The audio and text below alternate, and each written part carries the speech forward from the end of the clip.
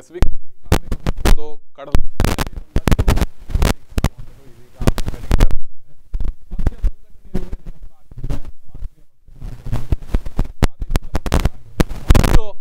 ಒಂದಷ್ಟು ಈ ಮುಂದಿನ ಚುನಾವಣೆಗೆ ತಯಾರಿಯನ್ನು ಕೂಡ ಮಾಡ್ತಾ ಇದೆ. ಅದರಲ್ಲೂ ಪಕ್ಷ ಸಂಘಟನೆಯಲ್ಲಿ ಈಗ ಜೆಡಿಎಸ್ ಕೂಡ ಹಿನ್ನಡೆಯನ್ನು ಹಾಕಿಲ್ಲ. ಈಗಾಗಲೇ ಎಚ್.ಡಿ. ದೇವೇಗೌಡರು ಕೂಡ ಪಕ್ಷ ಸಂಘಟನೆಯಲ್ಲಿ ತೊಡಗಿಕೊಂಡಿದ್ದಾರೆ. ಬಹಳಷ್ಟು ಪ್ರಯತ್ನಗಳು ಕರಾವಳಿಯ ಈ ಒಂದು ಕಡಲ ನಗರಿಯಲ್ಲಿ ಆಗ್ತಾ ಇದೆ ಅಂತ ಹೇಳಿದ್ರೆ ಅದು ತಪ್ಪಾಗ್ಲಿಕ್ಕಿಲ್ಲ. ಇದರ ಬಗ್ಗೆ ಎಲ್ಲ ವಿಚಾರಗಳನ್ನು ಕೂಡ ಮಾತನಾಡಬೇಕು. ನಮ್ಮ ಜೊತೆ ವಿಶೇಷವಾಗಿ ಜೆಡಿಎಸ್ ಮುಖಂಡ ಪ್ರವೀಣ್ ಚೈನ್ ಅವರು ಇದ್ದಾರೆ ಕಾರ್ಯಕ್ರಮದಲ್ಲಿ. ಹಾಗೆಯೇ ಬಿಜೆಪಿ ಮುಖಂಡರಾದಂತಹ ಸತೀಶ್ ಬಾಬು ಅವರು ಇದ್ದಾರೆ. ಇವರಿಗೂ ಕಡಲ ನಗರಿಯಲ್ಲಿ ಸತೀಶ್ ಬಾಬು ಅವರೇ ಎಚ್.ಡಿ. ದೇವೇಗೌಡರು ಪ್ರವೇಶ ಮಾಡಿದ್ದಾರೆ ಕಡಲ ನಗರಿಗೆ. ಒಂದು ಕಡೆಯಲ್ಲಿ ಕರಾವಳಿ ಭಾಗದ ಒಂದು ಜೆಡಿಎಸ್ ಅನ್ನು ಎಲ್ಲೋ ಒಂದು ಕಡೆ ಭದ್ರತೆಯನ್ನು ಕಾಪಾಡುವ ಒಂದು ಸಂಘಟನೆಯಲ್ಲಿ ತೊಡಗಿಕೊಂಡಿದ್ದಾರೆ ಅಂತ ಹೇಳಿದ್ರೆ ತಪ್ಪಾಗಲಾರದು. ಎಲ್ಲೋ ಒಂದು ಕಡೆಯಲ್ಲಿ ಪಕ್ಷ ಸಂಘಟನೆ ಬಹಳಷ್ಟು ಚುರುಕುತನ ಇದೆಲ್ಲವನ್ನು ಗಮನಿಸಿದ್ರೆ ಜೆಡಿಎಸ್ ಮತ್ತೆ ಅಸ್ತಿತ್ವವನ್ನು ಕಳೆದುಕೊಳ್ಳುವಂತ ಹೇಗೆ ಅನಿಸ್ತದೆ?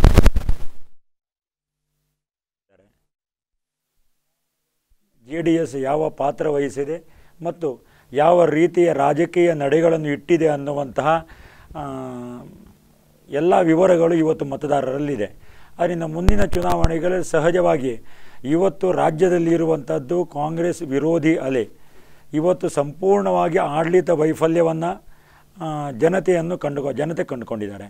ಆದ್ದರಿಂದ ಇದಕ್ಕೆ ಬದಲಾವಣೆ ತರಬೇಕಂತೇಳಿ ಆದರೆ ಯಾವ ರೀತಿಯಲ್ಲಿ ನಾವು ಮತಗಳನ್ನು ನೀಡಬೇಕು, ಯಾವ ರೀತಿಯ ರಾಜಕೀಯ ನಡೆಗಳನ್ನು ನಾವು ಇಡಬೇಕು ಅನ್ನುವಂಥ ಸಂಪೂರ್ಣ ಪ್ರಜ್ಞಾವಂತಿಕೆ ಮತದಾರರಲ್ಲಿ ಇರೋದರಿಂದ ಮತ್ತು ಈ ಹಿಂದಿನ ಜನತಾದಳದ ನಡೆಗಳನ್ನು ಅವರು ಪ್ರತ್ಯಕ್ಷ ನೋಡಿರೋದ್ರಿಂದ ಖಂಡಿತವಾಗಿಯೂ ಮತದಾರರು ಯಾವ ಕಡೆ ನಡೆ ಇಡಬೇಕು, ಯಾರಿಗೆ ಮತ ಇಡಬೇಕು ಅನ್ನುವಂಥದ್ದನ್ನು ಸಂಪೂರ್ಣವಾಗಿ ಸಿದ್ಧತೆ ಮಾಡಿಕೊಂಡಿದ್ದಾರೆ.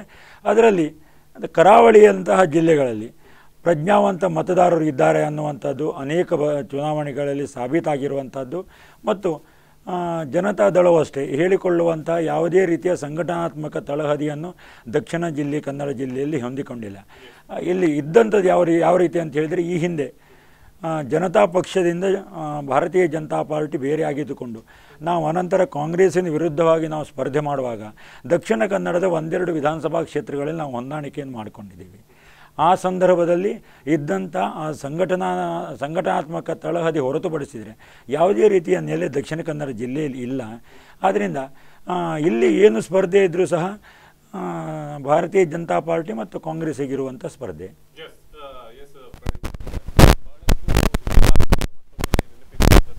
ಒಂದು ಕಡೆಯಲ್ಲಿ ಎಚ್.ಡಿ.ಕೆ ಅವರು ದೇವೇಗೌಡರು ಒಂದು ಕಡೆಯಲ್ಲಿ ಭೇಟಿ ನೀಡಿರುವಂಥದ್ದು ಬಹಳಷ್ಟು ಹುಮ್ಮಸ್ಸು ಒಂದು ಕಡೆಯಲ್ಲಿ ಜೆಡಿಎಸ್ನ ಕಾರ್ಯಕರ್ತರಲ್ಲಿ ಬಂದಿದೆ. ಯಾಕಂದ್ರೆ ಆ ಇಳಿ ವಯಸ್ಸಿನಲ್ಲೂ ಕೂಡ ಪಕ್ಷ ಸಂಘಟನೆಯಲ್ಲಿ ತೊಡಗಿಕೊಂಡಿದ್ದಾರೆ ಅಂತ ಹೇಳಿದ್ರೆ ಸಾಮಾನ್ಯದ ವಿಚಾರ ಅಲ್ಲ. ಏನು ಇವರು ಈಚೆ ಒಲವು ತೋರ್ಲಿಕ್ಕೆ ಮುಖ್ಯ ಕಾರಣಗಳೇನು? ಬಹುಶಃ ಮತ್ತೊಮ್ಮೆ ಈ ಭಾಗದಲ್ಲಿ ಜಾತ್ಯತೀತ ಜನತಾದಳ ಮತ್ತೊಮ್ಮೆ ಎದ್ದು ಬರುವಂತಹ ಸಂದರ್ಭ ಕಾಣ್ತಾ ಇದೆ. ಆ ನಿಟ್ಟಿನಲ್ಲಿ ರಾಜ್ಯದ 224 ಕ್ಷೇತ್ರಗಳಿಗೂ ಸನ್ಮಾನ್ಯ ಮಾಜಿ ಪ್ರಧಾನಿಗಳಾದ ಎಚ್.ಡಿ. ದೇವೇಗೌಡರವರು ಹಾಗೂ ಮಾಜಿ ಮುಖ್ಯಮಂತ್ರಿಗಳಾದ ಕುಮಾರಸ್ವಾಮಿ ಅವರು ಭೇಟಿಯನ್ನು ಕೊಡ್ತಾ ಇದ್ದಾರೆ. ಈ ನಿಟ್ಟಿನಲ್ಲಿ ಜಿಲ್ಲೆಯಲ್ಲಿ ಈ ಬಾರಿ ಕನಿಷ್ಠ 3ರಿಂದ 4 ಸ್ಥಾನಗಳನ್ನು ಪಡೆಯಬೇಕು ಅನ್ನೋ ಒಂದು ಉದ್ದೇಶದಿಂದ ಪಕ್ಷದ ಸಂಘಟನೆಗೆ ಬಹಳಷ್ಟು ಒತ್ತನ್ನು ಕೊಡ್ತಾ ಇದ್ದಾರೆ. ಸಂಪೂರ್ಣ ಸಹಕಾರವನ್ನು ಕೊಟ್ಟು ಇಲ್ಲಿ ಬಂದು ಈ ಜಿಲ್ಲೆಯಲ್ಲಿ ನಮ್ಮ ಮಿತ್ರರಾದ ಸತೀಶ್ ಬಾಬು ಹೇಳಿದಂಥ ವಿಚಾರ ಅವರಿಗೂ ನೆನಪಿಸಬೇಕಾಗ್ತದೆ. ಕಳೆದ ಚುನಾವಣೆಯಲ್ಲಿ ಅವರ ಜಿಲ್ಲೆಯಲ್ಲಿ ಅವರ ಅಸ್ತಿತ್ವ ಎಷ್ಟಿದೆ, ಈ ಜಿಲ್ಲೆಯಲ್ಲಿ ಎಷ್ಟಿದೆ ಅನ್ನತಕ್ಕಂಥದ್ದು ಅವರಿಗೂ ಗೊತ್ತಿದೆ. ನಾನು ಹೇಳಬೇಕಾಗಿಲ್ಲ. ಬಹುಶಃ ಸುಳ್ಯವನ್ನು ಬಿಟ್ಟರೆ ಬೇರೆ ಎಲ್ಲಿಯೂ ಇಲ್ಲ ದಕ್ಷಿಣ ಕನ್ನಡ ಜಿಲ್ಲೆಯಲ್ಲಿ ಹೇಗಿರುತ್ತೆ. ಮತ್ತೆ ಹೊಂದಾಣಿಕೆ ಮೊದಲು ಮಾಡಿರ್ತಕ್ಕಂಥದ್ದು ಬಹುಶಃ ಅವ್ರು ಹೇಳ್ತಾ ಇರೋದು 83ನೇ ಚುನಾವಣೆಯಲ್ಲಿ 83ನೇ ಚುನಾವಣೆಯಲ್ಲಿ ಬೆಳ್ತಂಗಡಿ ಕ್ಷೇತ್ರವನ್ನು ತಗೊಂಡ್ರೆ ಜನತಾ ಪಕ್ಷದ ಅಧ್ಯಕ್ಷರಾಗಿದ್ದಂಥ ವಸಂತ್ ಬಂಗೇರವರು ಒಟ್ಟು ಒಂದು ವಿರೋಧ ಪಕ್ಷ ಒಟ್ಟಾಗಿ ನಾವು ಕಂಟೆಸ್ಟ್ ಮಾಡಬೇಕು ಅನ್ನೋ ಉದ್ದೇಶದಿಂದ ಜನತಾ ಪಕ್ಷದ ಅಧ್ಯಕ್ಷರಾಗಿದ್ದಂಥ ವಸಂತ್ ಬಂಗೇರರು ಭಾರತೀಯ ಜನತಾ ಪಕ್ಷದಲ್ಲಿ ಚುನಾವಣೆಯನ್ನು ಎದುರಿಸುವಂಥ ಒಂದು ಸಂದರ್ಭ ಬಂತು. ಒಟ್ಟು ಒಂದು ವಿರೋಧ ಪಕ್ಷವಾಗಿ ನಾವು ಕಂಟೆಸ್ಟ್ ಮಾಡಿದ್ವಿ. ಅದು ಬಿಟ್ಟರೆ ನಂತರ ಭಾರತೀಯ ಜನತಾ ಪಕ್ಷದೊಟ್ಟಿಗೆ ಜನತಾ ಪಕ್ಷ ಆಗಲಿ ಜನತಾ ಪರಿವಾರ ಯಾವತ್ತೂ ಹೊಂದಾಣಿಕೆಗಳನ್ನು ಮಾಡಿಕೊಳ್ಳಿಲ್ಲ. ಸರ್ಕಾರ ಆದ ನಂತರ 2020 ತಮಗೂ ಗೊತ್ತಿದೆ, ಜನಗಳಿಗೂ ಗೊತ್ತಿದೆ, ನಡೆದಿದೆ, ಯಾವ ರೀತಿ ಆಗಿದೆ ಆ ಬಗ್ಗೆ ಈಗ ಮಾತು ಬೇಡ. ಇನ್ನು 83ರ ರಾಮಕೃಷ್ಣ ಹೆಗಡೆ ಅವರ ಮುಖ್ಯಮಂತ್ರಿ ಸ್ಥಾನದಲ್ಲಿ ಅವರ ನೇತೃತ್ವದಲ್ಲಿ ನಡೆದ ಸರ್ಕಾರದಿಂದ ಕುಮಾರಸ್ವಾಮಿ ಅವರ 20 ತಿಂಗಳ ಸರ್ಕಾರದವರೆಗೂ ಕೂಡ ಜನತಾದಳದ ಸರ್ಕಾರ ಯಾವ ರೀತಿ ನಡೆದಿದೆ ಅನ್ನತಕ್ಕಂಥದ್ದು ಇಡೀ ರಾಜ್ಯದ ಜನತೆ ಕಂಡುಕೊಂಡಿದ್ದಾರೆ. ಅವರು ಹೇಳಿದ್ದು ಸರಿ, ಇಂದಿನ ನಡೆಯ ಪ್ರಕಾರ ಇದೆ ಅಂತ. ಆ ಒಂದು ವಿಚಾರಗಳನ್ನು ಮುಂದಿಟ್ಟುಕೊಂಡು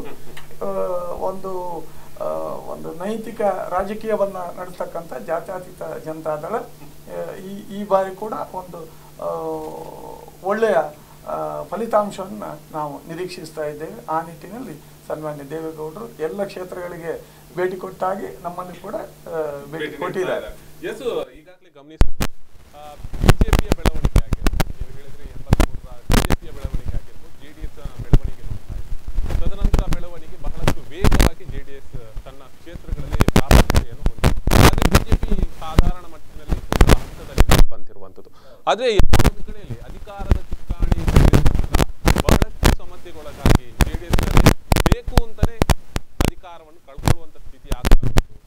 ಈ ಒಂದು ಕರಾವಳಿ ಭಾಗದಲ್ಲೇ ನಾವು ಗಮನಿಸಬಹುದು, ಮುಲ್ಕಿ ಮೂಡಬಿದ್ರೆ ಕ್ಷೇತ್ರದಲ್ಲಿ ಗಮನಿಸಬಹುದು, ಅಭಯಚಂದ್ರ ಜೈನ್ ಆಗಿರ್ಬೋದು, ಅವರ ವಿರುದ್ಧವಾಗಿ ಅಮರನಾಥ್ ಶೆಟ್ಟಿ ಅವರು ಆಗಿರ್ಬೋದು, ಬಹಳಷ್ಟು ಕೆಲಸಗಳನ್ನು ಮಾಡಿದವರು, ಜನಪರ ಕೆಲಸವನ್ನು ಮಾಡಿದವರು.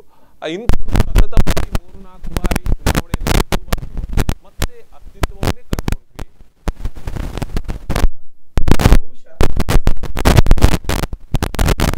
ತಾವು ಹೇಳಿದಾಗ ಅಮರನಾಥ್ ಶೆಟ್ಟರು ಮಾಡಿರ್ತಕ್ಕಂಥ ಒಂದು ಅಭಿವೃದ್ಧಿ ಕಾರ್ಯಕ್ರಮಗಳು ಆ ಕ್ಷೇತ್ರದಲ್ಲಿ ಇವತ್ತಿಗೂ ಕಾಣ್ತಾ ಇದೆ. ಇಲ್ಲಿ ಭಾರತೀಯ ಜನತಾ ಪಕ್ಷದ ಕೆಲವೊಂದು ವಿಚಾರಗಳು ಅಥವಾ ಈ ಜಿಲ್ಲೆಯಲ್ಲಿ ತಮಗೆ ಗೊತ್ತಿದ್ದಾಗಿ ಇಡೀ ರಾಜ್ಯದಲ್ಲಿ ಈಗ ಪ್ರಸ್ತುತ ಅಂತೂ ಅದು ಸಂಪೂರ್ಣ ಪರಿಣಾಮ ಬೀರಿದೆ. ಒಂದು ಏನೋ ಒಂದು ಜಾತಿ ಆಧಾರಿತ ರಾಜಕೀಯ ಅಥವಾ ಧರ್ಮ ಆಧಾರಿತ ರಾಜಕೀಯ ಅಂತ ಸಹ ಹೇಳ್ಬೋದು. ಆ ಒಂದು ನಿಟ್ಟಿನಲ್ಲಿ ಭಾರತೀಯ ಜನತಾ ಪಕ್ಷದವರು ಅದನ್ನ ಜನರ ಮುಂದೆ ಕೊಂಡೋಗಿ ಆ ಫಲಿತಾಂಶ ಪಡೀಲಿಕ್ಕೆ ಪ್ರಯತ್ನ ಪಟ್ಟಿದ್ದಾರೆ. ಆ ಕಾರಣದಿಂದಾಗಿ ನಮ್ಮಿಬ್ಬರ ಜಗಳದಿಂದಾಗಿ ಕಾಂಗ್ರೆಸ್ ಬರುವಂತಹ ಪರಿಸ್ಥಿತಿ ಕಳೆದ 2 ಚುನಾವಣೆಯಲ್ಲಿಯೂ ಆಯಿತು. ನಾವು 83ರ ಚುನಾವಣೆಯಲ್ಲಿ 85ರ ಚುನಾವಣೆಯಲ್ಲಿ ನಾವು 3 ಸ್ಥಾನಗಳನ್ನು ಪಡೆದಿದ್ದೇವೆ ಅವಿಭಜಿತ ದಕ್ಷಿಣ ಕನ್ನಡ ಜಿಲ್ಲೆಯಲ್ಲಿ. ಮತ್ತೆ ಅದೇ ಫಲಿತಾಂಶವನ್ನು ಈ ಚುನಾವಣೆಯಲ್ಲಿ ಕೂಡ ನಿರೀಕ್ಷಿಸ್ತಾ ಇದ್ದೇವೆ. ಈ ಬಾರಿ ಆ ಕಾಂಗ್ರೆಸ್ನ ಬಗ್ಗೆ ನಿರಸನ ಹೊಂದಿರತಕ್ಕಂಥ ಮತದಾರರ ವಿಚಾರಗಳು ನಮ್ಮ ಮುಂದೆ ಇವೆ. ಹಾಗೆ ಇನ್ನೊಂದು ಬದಿಯಲ್ಲಿ ಭಾರತೀಯ ಜನತಾ ಪಕ್ಷದವರು ಯಾವ ರೀತಿ ಅವರ ಒಂದು ಈ ಧರ್ಮದ ನೆಲೆಯಲ್ಲಿ ಅವರು ಮತದಾರರನ್ನ ಓಲೈಸಲು ಪ್ರಯತ್ನಿಸ್ತಾರೆ ಅಂತಕ್ಕಂಥದ್ದು ನಮ್ಮ ಜನತೆಯ ಮುಂದಿದೆ. ಆ ದೃಷ್ಟಿಯಲ್ಲಿ ನಮ್ಮ ಪಕ್ಷ ಬೆಳೀತಾ ಇದೆ. ಇವತ್ತು ಜಿಲ್ಲೆಯಾದ್ಯಂತ ಒಳ್ಳೆಯ ಪರಿಣಾಮ ಕಾಣ್ತಾ ಇದೆ. ಎಸ್ ಸತೀಶ್ ಪ್ರಭು ಅವರೇ,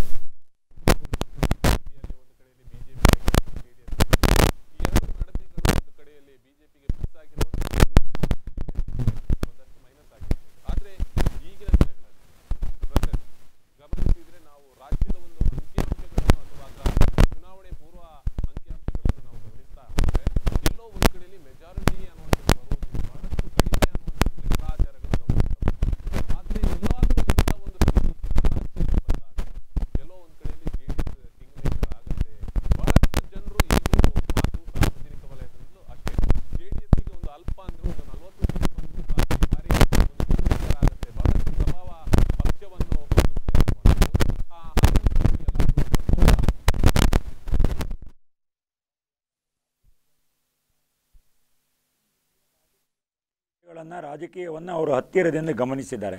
ಈ ಹಿಂದೆ ನೀವೇ ಹೇಳಿದಾಗೆ 83ರಲ್ಲಿ ಏನು ಹೊಂದಾಣಿಕೆಗಳಾಗಿತ್ತು ಆಗ ಇದ್ದಂಥದ್ದು ಭಾರತೀಯ ಜನತಾ ಪಕ್ಷ ಮತ್ತು ಜನತಾ ಪಕ್ಷ ಇದ್ದಂಥದ್ದು, JDS ಅಲ್ಲ. ಆ ನಂತರದ ದಿನಗಳಲ್ಲಿ ಯಾವ ರೀತಿಯಲ್ಲಿ ಒಂದು ಜನತಾದಳ ಒಂದು ಕುಟುಂಬದ ಪಕ್ಷವಾಗಿದ್ದುಕೊಂಡು ಬೆಳೆದು ಬಂತು ಮತ್ತು ಕೆಲವು ಜಿಲ್ಲೆಗಳಲ್ಲಿ ಅದು ಇವತ್ತು ಪ್ರಬಲವಾಗಿದೆ ಅನ್ನುವಂಥದ್ದು ಸತ್ಯ ಆದರೂ ಸಹ ಜನತೆ ಇವತ್ತು ಗಮನಿಸ್ತಿದ್ದಾರೆ. ನೀವು ಹೇಳಿದ ಹಾಗೆ 2020 ಬಂದಾಗ ಆ ಸಂದರ್ಭದಲ್ಲಿ ಆಗ ಇದ್ದಂತಹ ಕಾಂಗ್ರೆಸ್ ಸರ್ಕಾರಕ್ಕೆ ಸಂಪೂರ್ಣ ವಿರೋಧವಾಗಿರತಕ್ಕಂತಹ ಜನಾದೇಶವನ್ನು ರಾಜ್ಯದ ಜನತೆ ಕೊಟ್ಟರು. ಆ ಕೊಟ್ಟದ ಸಂದರ್ಭದಲ್ಲೂ ಸಹ ಜನತೆಯ ಆ ಒಂದು ಜನಾದೇಶವನ್ನು ಧಿಕ್ಕರಿಸಿಕೊಂಡು, ಆ ವಿರೋಧಿ ಭಾವನೆಯನ್ನು ಧಿಕ್ಕರಿಸಿಕೊಂಡು ಮತ್ತೆ ಕಾಂಗ್ರೆಸ್ನೊಟ್ಟಿಗೆ ಹೊಂದಾಣಿಕೆ ಮಾಡುವಂತಹ 20 ತಿಂಗಳ ಅಧಿಕಾರ ಮಾಡುವಂತಹ ಕೆಲಸವನ್ನು JDSನವರು ಮಾಡಿದರು. ಆ ನಂತರದಲ್ಲಿ ಯಾವಾಗ ತಮ್ಮ ತಪ್ಪಿನ ಅರಿವಾಯಿತೋ ಮತ್ತೆ ಭಾರತೀಯ ಜನತಾ ಪಕ್ಷದೊಂದಿಗೆ, ಭಾರತೀಯ ಜನತಾ ಪಾರ್ಟಿಯೊಂದಿಗೆ ಹೊಂದಾಣಿಕೆ ಮಾಡಿತ್ತು. ಆ ಸಂದರ್ಭದಲ್ಲಿ ಮಾಡಿರುವಂತಹ ನಂಬಿಕೆ ದ್ರೋಹ ಏನಿದೆ ಅದು ರಾಜ್ಯದ ಜನತೆ ಗಮನಿಸಿದ್ದಾರೆ. ಅದರ ಪರಿಣಾಮವಾಗಿ ಇವತ್ತು ಜನತಾದಳವನ್ನು ತಿರಸ್ಕರಿಸುವ ಕೆಲಸ ಕಾರ್ಯಗಳನ್ನು ರಾಜ್ಯದ ಜನತೆ ಮಾಡಿದರು. ಆ ನಂತರ ಸಹ ಬೇರೆ ಬೇರೆ ಚುನಾವಣೆಗಳಲ್ಲಿ, ಇವತ್ತು ಬೆಂಗಳೂರು ಮಹಾನಗರ ಪಾಲಿಕೆ ಚುನಾವಣೆಗಳಲ್ಲೂ ನಾವು ನೋಡಿದ್ದೀವಿ. ಅಲ್ಲಿ ಇದ್ದಂತಹ ಅಧಿಕಾರದಲ್ಲಿದ್ದಂಥ ಕಾಂಗ್ರೆಸ್ಸಿನ ಆ ಭ್ರಷ್ಟಾಚಾರ ಇರ್ಬೋದು ಅಥವಾ ಬೇರೆ ಬೇರೆ ಕಾರಣಗಳಿರ್ಬೋದು, ಇವೆಲ್ಲವನ್ನು ಗಮನಿಸಿಕೊಂಡು ಅಲ್ಲಿಯ ಮತದಾರರು ಅಲ್ಲಿದ್ದ ಕಾಂಗ್ರೆಸ್ ಅಧಿಕಾರಕ್ಕೆ ವಿರುದ್ಧವಾಗಿರತಕ್ಕಂಥ ಮತಗಳನ್ನು ನೀಡಿದಾಗ ಮತ್ತೆ ಜನತೆಯ ಭಾವನೆಗಳನ್ನು ವಿರೋಧಿಸಿಕೊಂಡು ಅಲ್ಲಿ ಮತ್ತೆ ಅದೇ ಪಕ್ಷದೊಂದಿಗೆ ಹೊಂದಾಣಿಕೆ ಮಾಡಿಕೊಂಡಿರುವಂಥದ್ದು ಇವೆಲ್ಲವೂ ರಾಜ್ಯದ ಜನತೆ ಹತ್ತಿರದಿಂದ ಗಮನಿಸಿದಾಗ ಮತ್ತು ಹಿಂದಿನದಕ್ಕಿಂತ ವ್ಯತಿರಿಕ್ತವಾಗಿ ಇವತ್ತು ಸಾಮಾಜಿಕ ಜಾಲತಾಣಗಳಲ್ಲಿರ್ಬೋದು ಅಥವಾ ಅಡ್ವಾನ್ಸ್ಡ್ ಮಾಧ್ಯಮಗಳಿರ್ಬೋದು, ಇವೆಲ್ಲರ ಎಲ್ಲದ ಅರಿವು ಇವತ್ತು ಪ್ರಜ್ಞಾವಂತ ಮತದಾರರಿಗಿದೆ. ಆದ್ದರಿಂದ ಮುಂದಿನ ದಿನಗಳಲ್ಲಿ ಒಂದು ವೇಳೆ ವಿಧಾನಸಭೆ ಅಥವಾ ಅನಿಶ್ಚಿತ ವಿಧಾನಸಭೆ ನಿರ್ಮಾಣ ಆದರೆ ಕರ್ನಾಟಕದ ರಾಜಕೀಯ ಸ್ಥಿತಿ ಯಾವ ರೀತಿ ಆಗಬಹುದು ಅನ್ನುವಂಥ ಪ್ರಜ್ಞಾವಂತಿಕೆ ಮತದಾರರಲ್ಲಿ ಇರೋದರಿಂದ ಖಂಡಿತವಾಗಿ ಮುಂದಿನ ಚುನಾವಣೆಯಲ್ಲಿ ಕಾಂಗ್ರೆಸ್ಸನ್ನು ಸಂಪೂರ್ಣ ಸೋಲಿಸಬೇಕು ಮತ್ತು ಒಂದೇ ಪಕ್ಷವನ್ನು ಅಧಿಕಾರ ತರಬೇಕು. ಭಾರತೀಯ ಜನತಾ ಪಾರ್ಟಿಯನ್ನು ಯಾವ ರೀತಿಯಲ್ಲಿ ಅದರ ನಡೆಗಳನ್ನು ರಾಜ್ಯದ ಜನತೆ ಗಮನಿಸಿದ್ದಾರೆ. ಅದನ್ನು ಭಾರತೀಯ ಜನತಾ ಪಾರ್ಟಿಗೆ ಸಂಪೂರ್ಣವಾಗಿ ಆಶೀರ್ವಾದ ಮಾಡ್ತಾರೆ. ಮತ್ತು ಯಾವುದೇ ಕಾರಣಕ್ಕೂ ಒಂದು ವೇಳೆ JDSಗೆ 40 ಬಂದರೂ ಸಹ ಅದರ ಪರಿಣಾಮ ಕಾಂಗ್ರೆಸ್ಸಿಗೆ ಆಗೋದೇ ಹೊರತು ಭಾರತೀಯ ಜನತಾ ಪಾರ್ಟಿ ಅಧಿಕಾರ ಬರೋದರಲ್ಲಿ ಯಾವುದೇ ರೀತಿಯ ಸಂದೇಹ ಇಲ್ಲ, ಖಂಡಿತ ಆಗೋದಿಲ್ಲ. ಯಾಕಂದರೆ ರಾಜ್ಯದ ಜನತೆ ಈಗಾಗಲೇ ನಿರ್ಧಾರವನ್ನು ಮಾಡಿದ್ದಾರೆ.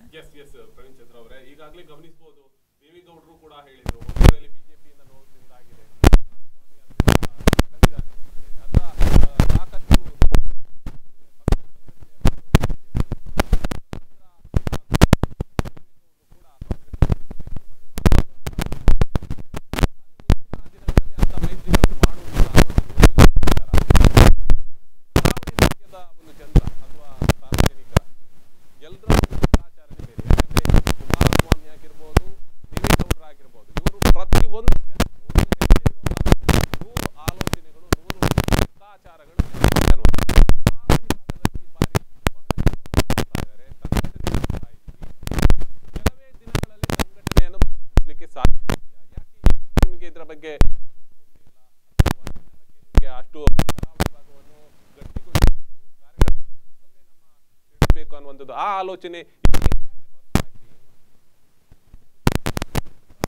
ಒಂದು ವಿಚಾರ ಇದೆ.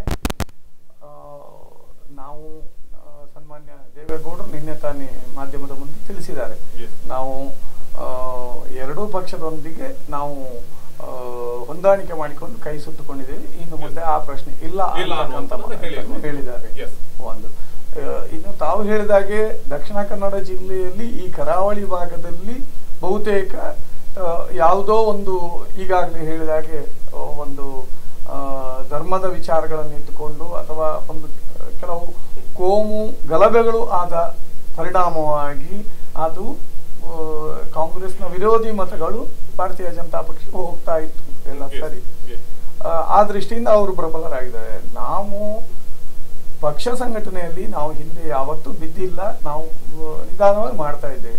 ತಮಗೂ ತಿಳಿದಿರ್ಬೋದು, ಸರ್ಕಾರ ಇದ್ದಾಗ ಈ ಜಿಲ್ಲೆಯಲ್ಲಿ ನಮಗೆ ಸರ್ಕಾರದಿಂದ ಪ್ರಾತಿನಿಧ್ಯ ಸಿಕ್ಕಿದ್ದು ಅಮರನಾಥ್ ಶೆಟ್ಟಿಗೆ ಸಚಿವರಾಗಿದ್ದಾಗ. ಅದರ ನಂತರ ಯಾವುದೇ ರೀತಿ ಅಲ್ಲಿ ಪಕ್ಷದಿಂದ ಸಂಘಟನೆ ಸ್ವಲ್ಪ ಹೊತ್ತು ನೀಡಿರಲಿಲ್ಲ.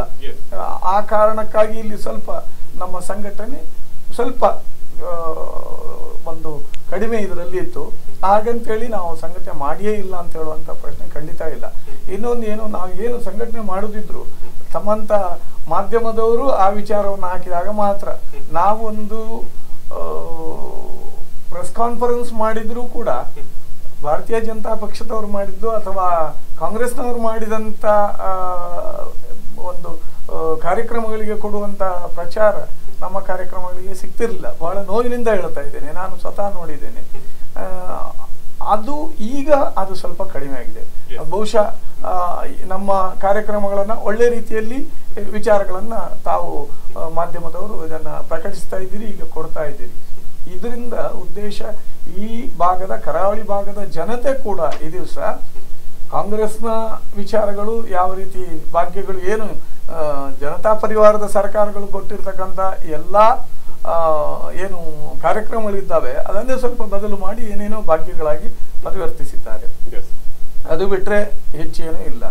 ಆದರೂ ಅದರ ಪರಿಸ್ಥಿತಿ ಇವತ್ತು ಸಿದ್ದರಾಮಯ್ಯನವರು ಎಷ್ಟು ಲಕ್ಷೋಪಲಕ್ಷ ಸಾಲ ಮಾಡಿ ಈ ಪರಿಸ್ಥಿತಿಯನ್ನು ಇಲ್ಲಿ ತಂದಿಟ್ಟಿದ್ದಾರೆ. ಸರ್ಕಾರದ ಪರಿಸ್ಥಿತಿಯನ್ನು ನಮಗೆ ಗೊತ್ತಿದೆ. ಮೊನ್ನೆ ಪುನಃ ಈಗ ಇಡೀ ರಾಜ್ಯ ಸುತ್ತಿ ಒಂದಷ್ಟು ಯೋಜನೆಗಳನ್ನು ಘೋಷಣೆ ಮಾಡಿ ಇನ್ನು ಮುಂದೆ ಬರುವಂತಹ ಸರ್ಕಾರಕ್ಕೆ ದೊಡ್ಡ ಪೊದೆಯನ್ನು ಇಟ್ಟಿದ್ದಾರೆ. ಅದಂತೂ ಅನುಷ್ಠಾನಗೊಳ್ಳಲಿಕ್ಕೆ ಸಾಧ್ಯತೆ ಇಲ್ಲ. ಒಂದು. ಎರಡನೇದು, ಭಾರತೀಯ ಜನತಾ ಪಕ್ಷದವರು ಮಿತ್ರರಾದ ಸತೀಶ್ ಹೇಳಿದ ಹಾಗೆ ಅವರು 150 ಅಂತ ಹೇಳ್ತಾ ಇದ್ದಾರೆ. 150 ಟಾರ್ಗೆಟ್ ಅಲ್ಲಿ ಇದ್ದಾರೆ. ಕಾಂಗ್ರೆಸ್ನವರು ನಾವು ಸರ್ಕಾರ ಮಾಡ್ತೇವೆ ಅನ್ನತಕ್ಕಂಥ ವಿಚಾರ ಇದ್ದು ಸಿದ್ದರಾಮಯ್ಯನವರ ಪೂರ್ತಿ ಯಾತ್ರೆ ಮುಗಿಸಿ ವಾಪಸ್ ಬರುವಾಗ ಅವರಿಗೂ ಸ್ವಲ್ಪ ಅಂದಾಜಾಗಿದೆ, ಮೊದಲಿನ ಟೋನ್ ಬದಲಾಗಿದೆ. ಈಗ ನಾವು ಸರ್ಕಾರ ಮಾಡುವಷ್ಟಕ್ಕೆ ನಾವು ಬರ್ತೇವೆ ಅಂತ ಸ್ವಲ್ಪ ಕೆಳಗೆ ಬಂದಿದ್ದಾರೆ. ನಾವು ಅದನ್ನ ಹೇಳುವುದಿಲ್ಲ. ನಾವು 1985ನೇ ಇಸ್ವಿಯಲ್ಲಿ ನಮ್ಮ ಬಲವನ್ನು ನಾವು 116ಕ್ಕೆ ತೋರಿಸಿದ್ದೇವೆ. ಅಲ್ಲದೆ ಅಲ್ಲಿಂದ ಇಲ್ಲಿವರೆಗೆ 2020 ವಿಚಾರ ಬಿಡುವ, ಅದು ಯಾಕೆಂತ ಹೇಳಿದ್ರೆ ಅದರ ಸರಿಯಾದ ವಿಚಾರ ಕುಮಾರಸ್ವಾಮಿ ಹಾಗೂ ಯಡಿಯೂರಪ್ಪನವರಿಗೆ ಗೊತ್ತಿರುವುದಲ್ಲದೆ ಬೇರೆ ಯಾರಿಗೂ ಗೊತ್ತಿರಲಿಲ್ಲ. ಆ ವಿಚಾರ ಯಾಕೆ ಆಯಿತು, ಏನಾಯಿತು ಅಂತ ಹೇಳುವಂಥದ್ದು ಅವರಿಬ್ಬರಷ್ಟೇ ಅದಕ್ಕೆ ಸರಿಯಾದ ಉತ್ತರ ಕೊಡಲಿಕ್ಕೆ ಇರುವಂಥ ವ್ಯಕ್ತಿಗಳು ನನ್ನ ಅಭಿಪ್ರಾಯದಲ್ಲಿ. ಮತ್ತೆ ನಾವು ಏನು ಹೇಳಿದ್ರು ಅದು ಗೊತ್ತಿಲ್ಲ ನಮಗೆ. ಅದು ಪ್ರಮುಖ ವಿಚಾರ, ಅವರೇ ಇಬ್ರು ಹೇಳಬೇಕಷ್ಟೇ. ಒಂದು. ಇನ್ನು ನಮ್ಮದು ಸರ್ಕಾರ ಮಾಡುವಷ್ಟು 113ರ ಘಟ್ಟಕ್ಕೆ ನಾವು ತಲುಪ್ತೇವೆ ಅನ್ನತಕ್ಕಂಥ ವಿಚಾರ ಇದೆ. ಇದಕ್ಕಾಗಿ ಇನ್ನೂ ಕೆಲಸ ಮಾಡಬೇಕಾಗಿದೆ. ಈಗಾಗಲೇ ನಾವು ಕಳೆದ 3 ತಿಂಗಳಿಂದ ಈ ಒಂದು ತಳಮಟ್ಟದಲ್ಲಿ ಪಕ್ಷವನ್ನು ಸಂಘಟಿಸ್ತಾ ಇದ್ದೇವೆ. ಉದಾಹರಣೆಗೆ ನಾವೀಗ ಈ ಜಿಲ್ಲೆಯಲ್ಲಿ ಕೂಡ ಬೂತ್ ಮಟ್ಟದ ಸಮಿತಿಗಳನ್ನು ಮಾಡ್ತಾ ಇದ್ದೇವೆ. ಬೂತ್ ಮಟ್ಟದ ಸಮಿತಿ ಮಾಡುದು ಅಂತ ಹೇಳಿದ್ರೆ ಅದು ಯಾವ ರೀತಿ ಅಂತ ಹೇಳಿ ಪ್ರತಿಯೊಬ್ಬ ಕಾರ್ಯಕರ್ತ ಈಗಾಗಲೇ ನಾವು ನಮ್ಮ ಸದಸ್ಯತ್ವವನ್ನು ನಮ್ಮ ಕಳೆದ 1 ವರ್ಷ ಹಿಂದೆ ಮಾಡಿ ಆಗಿದೆ. ಬಹುತೇಕ ಬೂತ್ ಸಮಿತಿಗಳನ್ನು ಈಗ ಮಾಡ್ತಾ ಇದ್ದೇವೆ. ಪ್ರತಿಯೊಬ್ಬ ಬೂತ್ ಮಟ್ಟದ ಸದಸ್ಯನಿಗೆ ಕೂಡ ಒಂದು ಫೋಟೋ ಹಾಕಿ ನಾವು ರಾಜ್ಯದಿಂದ ಆ ಒಬ್ಬ ಕಾರ್ಯಕರ್ತ ಅನ್ನತಕ್ಕಂಥ ಒಂದು ID ಕಾರ್ಡನ್ನು ಕೊಡುವಂಥ ವ್ಯವಸ್ಥೆಯನ್ನು ಮಾಡಿದ್ದೇವೆ. ಅದು ಕಾರ್ಯಕ್ರಮ ನಡೀತಾ ಇದೆ. ಬಹುತೇಕ ನಾವು ನಮ್ದೆಲ್ಲ ಆಗಿದೆ ಅಂತ ಹೇಳ್ತಾ ಇಲ್ಲ, ಸುಮಾರು 60 ಭಾಗ ನಾವು ಕಾರ್ಯಕರ್ತರನ್ನು ಹೊಂದಿದ್ದೇವೆ. ಇನ್ನು 40 ಭಾಗ ನಡೀತಾ ಇದೆ. ನಿನ್ನೆ ನಾವು ಫೆಬ್ರವರಿ 3ನೇ ತಾರೀಕಿಗೆ ಆ ಒಂದು ಸಭೆಯನ್ನ ಕರೆದಿದ್ದೇವೆ, ಕ್ಷೇತ್ರಾಧ್ಯಕ್ಷರ ಸಭೆಯನ್ನು ಕರೆದಿದ್ದೇವೆ. ಈ ನಿಟ್ಟಿನಲ್ಲಿ ನಾವು ಪಕ್ಷವನ್ನ ಇತ್ತೀಚೆಗೆ ಬಹಳಷ್ಟು ಹೆಚ್ಚಿನ ಮಟ್ಟದಲ್ಲಿ ಅಂದ್ರೆ ಮುಂದಿನ ಚುನಾವಣೆಯಲ್ಲಿ ನಾವು ಒಳ್ಳೆಯ ಸ್ಥಾನಗಳನ್ನು ಪಡೆಯುವ ನಿಟ್ಟಿನಲ್ಲಿ ನಾವು ಸಂಘಟನೆಯನ್ನು ಮಾಡ್ತಾ ಇದ್ದೇವೆ. ಬಹುಶಃ ನಾವು ಯಶಸ್ವಿಯನ್ನ ಕೂಡ ಖಂಡಿತ ಕಾಣ್ತೇವೆ. ನಿಮ್ ಜೊತೆ ಮಾತು ಮುಂದುವರಿಸ್ತೇನೆ. ವೀಕ್ಷಕರು ಈಗಾಗಲೇ ಕಡಲ್ನ ಒಂದು ಅಷ್ಟು ಪೊಲಿಟಿಕ್ಸ್ ಅನ್ನುವಂಥದ್ದು ಗರಿಗೆದರ್ತಾ ಇದೆ. ಅದರ ಮತ್ತೆ ವಿಚಾರಗಳನ್ನು ಕೂಡ ಹಂಚಿಕೊಳ್ತೀನಿ ಒಂದು ವಿರಾಮದ ನಂತರ.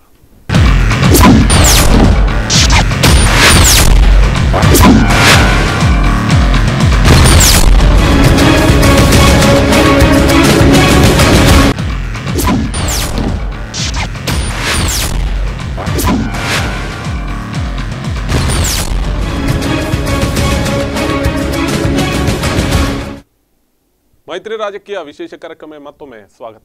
ವೀಕ್ಷಕರು ಈಗಾಗಲೇ ನೀವು ಗಮನಿಸಬಹುದು, ಕರಾವಳಿಯ ನಗರದಲ್ಲಿ ಅಥವಾ ಕರಾವಳಿಯ ಭಾಗದಲ್ಲಿ ಒಂದಷ್ಟು ಚುರುಕುಗೊಂಡಿರುವ ಚುನಾವಣೆಯ ಒಂದು ಪ್ರಣಾಳಿಕೆ ಆಗಿರ್ಬೋದು ಅಥವಾ ಚುನಾವಣೆಯ ಒಂದು ಅಂಕಿಅಂಶಗಳಾಗಿರ್ಬೋದು, ಅದರ ರೀತಿಯಲ್ಲಿ ವರ್ತನೆ ಮಾಡ್ತಾ ಇರುವಂಥದ್ದಾಗಿರ್ಬೋದು, ಅಥವಾ ರಾಷ್ಟ್ರೀಯ ಪಕ್ಷಗಳು ಯಾವ ರೀತಿಯಲ್ಲಿ ಕಾರ್ಯಪ್ರವೃತ್ತರಾಗಿದ್ದಾರೆ, ಅದರಲ್ಲೂ ಕರಾವಳಿ ಭಾಗದಲ್ಲಿ ಇದೀಗ JDS ಆಗಿರ್ಬೋದು, BJP ಆಗಿರ್ಬೋದು ಅಥವಾ ಕಾಂಗ್ರೆಸ್ ಆಗಿರ್ಬೋದು, ಇತರ ಪ್ರಾದೇಶಿಕ ಪಕ್ಷಗಳು ಕೂಡ ತಾನ್ಮುಂದೆ ಅನ್ನುವಂಥ ರೀತಿಯಲ್ಲಿ ಪ್ರಚಾರದಲ್ಲಿ ತೊಡಗಿಕೊಂಡಿರುವಂಥದ್ದು. ಆದರೆ ಎಷ್ಟರ ಮಟ್ಟಿಗೆ ಮತದಾರರು ಈ ಬಾರಿ ಯಾರ ಓಲೈಕೆಯನ್ನಿಗೆ ಒಪ್ಕೊಳ್ತಾರೆ ಅಥವಾ ಯಾರ ಹತ್ತಿರ ಮತದಾನದ ಒಲವು ತೋರ್ತಾರೆ ಇದೆಲ್ಲವೂ ಕೂಡ ನಿಗೂಢವಾಗಿ ಇದೆ. ಆದರೆ ಈ ಚರ್ಚೆಯಲ್ಲಿ ಇವತ್ತು JDS ತನ್ನ ಸ್ಥಾನವನ್ನು ಉಳಿಸಿಕೊಳ್ಳೋದಕ್ಕೆ ಯಾವ ರೀತಿಯ ಪ್ರಯತ್ನಗಳನ್ನು ಮಾಡ್ತಾ ಇದೆ, BJP ಯಾವ ತಂತ್ರಗಾರಿಕೆಯನ್ನು ನಡೆಸ್ತಾ ಇದೆ, ಇದೆಲ್ಲ ಬಗ್ಗೆ ಚರ್ಚೆ ಮುಂದುವರಿಸ್ತೀನಿ. ಈಗಾಗಲೇ ತಾವು ಹೇಳ್ತಾ ಇದ್ರಿ, ಕರಾವಳಿ ಭಾಗದಲ್ಲಿ ನಾವು ಗಮನಿಸೋದೇ ಆದರೆ ಬಹಳಷ್ಟು ನಾಯಕರನ್ನು ನೀವು ಹೊಂದಿದವರು, ಪ್ರಭಾವಿ ನಾಯಕರನ್ನು ಹೊಂದಿದವರು. ಆದರೆ ಎಲ್ಲೋ ಒಂದು ಕಡೆಯಲ್ಲಿ ನಾಯಕತ್ವದ ಗುಣವನ್ನು ಬೆಳೆಸಲಿಕ್ಕೆ JDS ಬೇಕು. ತದನಂತರ ಎಲ್ಲೋ ಒಂದು ಕಡೆಯಲ್ಲಿ ಪ್ರಚಾರ ಅಥವಾ ಬೆಳೆದ್ರು ಅಂದ ಕೂಡಲೇ ಕಾಂಗ್ರೆಸ್ಸಿಗೋ ಅಥವಾ BJPಗೋ ಎಲ್ಲಗೋ ಒಂದು ಕಡೆಯಲ್ಲಿ ತಮ್ಮ ಒಂದು ಪ್ರಯಾಣವನ್ನು ಬೆಳೆಸ್ತಾರೆ. ಅಂದರೆ ಎಲ್ಲೋ ಒಂದು ಕಡೆಯಲ್ಲಿ ಟ್ರೈನಿಂಗ್ ಸೆಂಟರ್ ಆಗ್ತಾ ಇದೆ JDS. ಅದನ್ನು ಒಪ್ಕೊಳ್ತೀರಾ ತಾವು? ಖಂಡಿತ ಒಪ್ಕೊಳ್ತೇನೆ. ಇದು ಮನುಷ್ಯ ಸಹಜವಾದಂತಹ ಒಂದು ಪ್ರವೃತ್ತಿ. ಏನು, ನಾವು ನೀವು ರಾಜಕೀಯ ಬಿಟ್ಟು ಬೇರೆ ಕಡೆ ನೋಡಿ, ಒಂದು ಸಂಸ್ಥೆಯಲ್ಲಿ ಚೆನ್ನಾಗಿ ಇದ್ದೀರಿ ನೀವು, ಇಲ್ಲಿ ನಿಮ್ಮ ಪ್ರತಿಭೆ ಚೆನ್ನಾಗಿದೆ ಅಂತ ಆದ ಕೂಡಲೇ ಇನ್ನೊಬ್ರು ಇಲ್ಲಿಂದ ಸ್ವಲ್ಪ ಹೆಚ್ಚಿನ ಅವಕಾಶ ಸಿಗ್ತದೆ ಅಂತ ಆದಾಗ ಬದಲಾವಣೆ ಆಗುವಂತದ್ದು ಇದ್ದೇ ಇದೆ. ಆದರೂ ಇವತ್ತಿನವರೆಗೂ ಬಹಳಷ್ಟು ನಿಷ್ಠೆಯಿಂದ ಇರತಕ್ಕಂಥ ಪಕ್ಷದ ಮೇಲೆ ನಿಷ್ಠೆಯನ್ನ ತೋರಿಕೊಂಡು ನಿಷ್ಠೆಯನ್ನು ಇಟ್ಟುಕೊಂಡು ಇವತ್ತಿಗೂ ನಮ್ಮಲ್ಲಿ ಬಹಳಷ್ಟು ಜನ ನಮ್ಮ ನಾಯಕರು ಇನ್ನೂ ಜನತಾದಳದಲ್ಲಿ ಇದ್ದಾರೆ. ಉದಾಹರಣೆಗೆ ಅಮರನಾಥ್ ಶೆಟ್ಟಿ ಅವರನ್ನ ಬೇಕಾದಷ್ಟು ಭಾರತೀಯ ಜನತಾ ಪಕ್ಷದವರು US ಆಚಾರ್ಯರಿದ್ದಾಗ ಮನೆಗೆ ಬಂದು ಆಹ್ವಾನಿಸಿದ್ದಾರೆ. ನಾವು ಅವರಿಗೆ ಆಭಾರಿಯಾಗಿದ್ದೇವೆ. ಇವತ್ತಿಲ್ಲ ಅವರು. ಆದ್ರೆ ಅಮರನಾಥ್ ಶೆಟ್ಟರು ಅದಕ್ಕೆ ಬಲಿಯಾಗಲಿಲ್ಲ. ನಾವು ಯಾಕೆಂತಂದ್ರೆ ನಮ್ಮ ಹತ್ರ ಒಂದು ಈ ಪಕ್ಷದ ನಿಷ್ಠೆಯೊಂದಿಗೆ ಒಂದು ಏನು ನೈತಿಕತೆ ಕೂಡ ಬೇಕಾಗ್ತದೆ. ನಾವು ದಿನಕ್ಕೊಂದು ಪಕ್ಷಕ್ಕೆ ಹೋದ್ರೆ ಆ ಪಕ್ಷದಲ್ಲಿ ಎಲ್ಲಿ ಈಗ ಇತ್ತೀಚಿನ ದಿನಗಳಲ್ಲಿ ನಮ್ಮ ಪಕ್ಷದಿಂದ ಕಾಂಗ್ರೆಸ್ ಪಕ್ಷದಿಂದ ಕೆಲವರು ಭಾರತೀಯ ಜನತಾ ಪಕ್ಷಕ್ಕೆ ಹೋದಂತ ಸಣ್ಣ ಸಣ್ಣ ನಾಯಕರಿದ್ದಾರೆ. ಅವ್ರು ಎಲ್ಲಿದ್ದಾರೆ? ಅಲ್ಲಿ ಯಾವುದೂ ಒಂದು ಪಕ್ಷದಲ್ಲಿ ಹೋದಾಗ ಅಲ್ಲಿ ಕೊನೆಯ ಬೆಂಚಿ ಇರ್ತದೆ, ಅವ್ರ ಮುಂದಿನ ಬೆಂಚಿಗೆ ಬರ್ಲಿಕ್ಕೆ ಬಹಳ ಕಷ್ಟ ಇರ್ತದೆ. ಆ ದೃಷ್ಟಿಯಲ್ಲಿ ಮತ್ತೊಮ್ಮೆ ಕಲಿಯುವಂತ ಪರಿಸ್ಥಿತಿ ಖಂಡಿತ ಹೋದ್ರೂ ಕೂಡ UKG ಕುತ್ಕೊಂಡು ಮತ್ತೆ ಡಿಗ್ರಿಯನ್ನು ಪಾಸ್ ಮಾಡ್ಕೋಬೇಕು. ಖಂಡಿತ ತಾವು ಹೇಳಿದ ಹಾಗೆ ಮುಂಚೂಣಿಯಲ್ಲಿರುವಂತಹ ಕಾಂಗ್ರೆಸ್ನ ಮುಂಚೂಣಿಯಲ್ಲಿರುವಂತಹ ನಾಯಕರು ಇವತ್ತು ಮುಖ್ಯಮಂತ್ರಿಗಳಿರ್ಬೋದು, ಭಾರಿ ಕೈಗಾರಿಕೆಗಳ ಸಚಿವರಾದ ದೇಶಪಾಂಡೆ ಅವರು ಇರ್ಬೋದು, ಇನ್ನು ಶಿಕ್ಷಣ ಉನ್ನತ ಶಿಕ್ಷಣ ಸಚಿವರಾದಂತಹ ರಾಯರೆಡ್ಡಿ ಅವರು ಇರ್ಬೋದು, ಅವರೆಲ್ಲ ನಮ್ಮಲ್ಲಿ ರಾಮಕೃಷ್ಣ ಹೆಗಡೆ ಅವರ ಗರಡಿಯಲ್ಲಿ ಪಳಗಿದಂತ ನಾಯಕರು. ಇನ್ನು ಭಾರತೀಯ ಜನತಾ ಪಕ್ಷದಲ್ಲಿ ಕೂಡ ವಿ ಸೋಮಣ್ಣನವರು ಇರ್ಬೋದು, ಇನ್ನು ಅನೇಕರು ಅಲ್ಲಿ ಕೂಡ ಇದ್ದಾರೆ. ಒಳ್ಳೆಯ ಗುಣಗಳನ್ನು ಹೊಂದಿರತಕ್ಕಂಥವರು. ನಮ್ಗೆ ಬೇಸರ ಇಲ್ಲ, ನಮ್ಮವರು ಅಂತ ನಮ್ಗೆ ಸಮಾಧಾನ ಇದೆ. ಆದ್ರಿಂದ ಇದರಲ್ಲೇ ಎಲ್ಲ ಒಂದು ಕಡೆಯಲ್ಲಿ ಆ ಗುಂಗಿನಲ್ಲೇ ತಿಳ್ಕೊಳ್ತಾ ಇದ್ದೀರಿ JDS ನವರು, ನಮ್ಮವರನ್ನು ನಾವು ಬೆಳೆಸ್ತಾ ಇದೀವಿ, ಬೇರೆ ಒಂದು ಪಕ್ಷದಲ್ಲಿ ಅವ್ರ ನಾಯಕರಾಗ್ತಾ ಇದ್ರಿ, ಇದರಲ್ಲಿ ಸಮಾಧಾನ ತೃಪ್ತಿಯನ್ನು ಪಡ್ಕೊಳ್ತಾ ಇದ್ರಿ? ಖಂಡಿತ ಇಲ್ಲ. ನಮ್ಮಲ್ಲಿ ಮತ್ತಷ್ಟು ನಾಯಕರು ಬೆಳೀತಾ ಇದ್ದಾರೆ. ತಾವು ನೋಡ್ತಾ ಇದ್ದೀರಿ, YSV ದತ್ತನಂತವರಿದ್ದಾರೆ. ಇವತ್ತು ಹೊಸದಾಗಿ MLC ಆದಂತಹ ರಮೇಶ್ ಬಾಬು ಅವರಿದ್ದಾರೆ.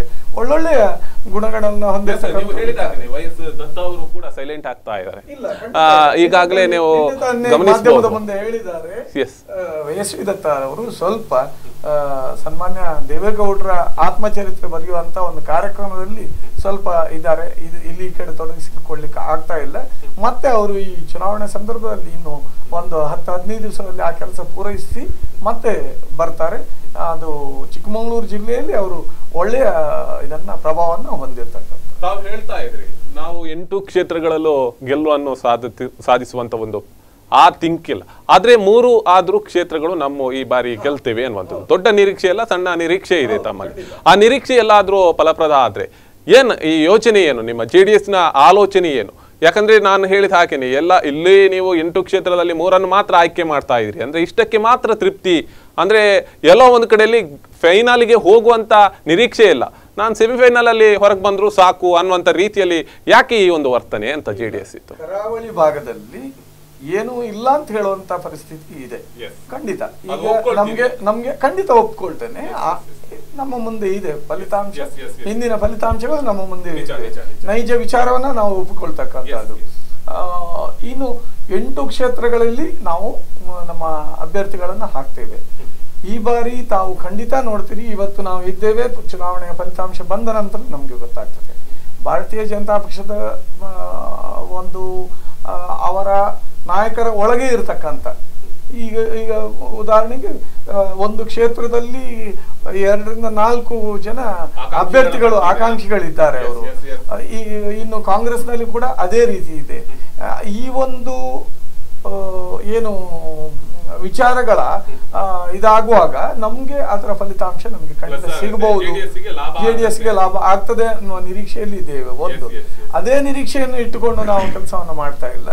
ನಮ್ಮ 8 ಕ್ಷೇತ್ರಗಳಲ್ಲಿ ಕನಿಷ್ಠ 3 ಕ್ಷೇತ್ರವನ್ನಾದರೂ ಖಂಡಿತ ನಾವು ಹೊಂದಬೇಕು ಅನ್ನುವ ನಿಟ್ಟಿನಲ್ಲಿ ಕೆಲಸವನ್ನು ಮಾಡ್ತಾ ಇದ್ದೇವೆ. ಒಂದು.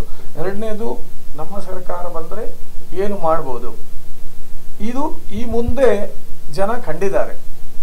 ಜನತಾ ಪಕ್ಷದ, ಜನತಾ ದಳದ ಸರ್ಕಾರ ಬಂದಾಗ ಯಾವ ರೀತಿ ಜನಸಾಮಾನ್ಯರಿಗೆ ಅನುಕೂಲ ಆಗುವಂತಹ ಎಲ್ಲ ಕಾರ್ಯಕ್ರಮಗಳನ್ನು ಕೊಟ್ಟಿದ್ದೇವೆ, ಇನ್ನು ಕೊಡ್ತೇವೆ. ಒಂದು.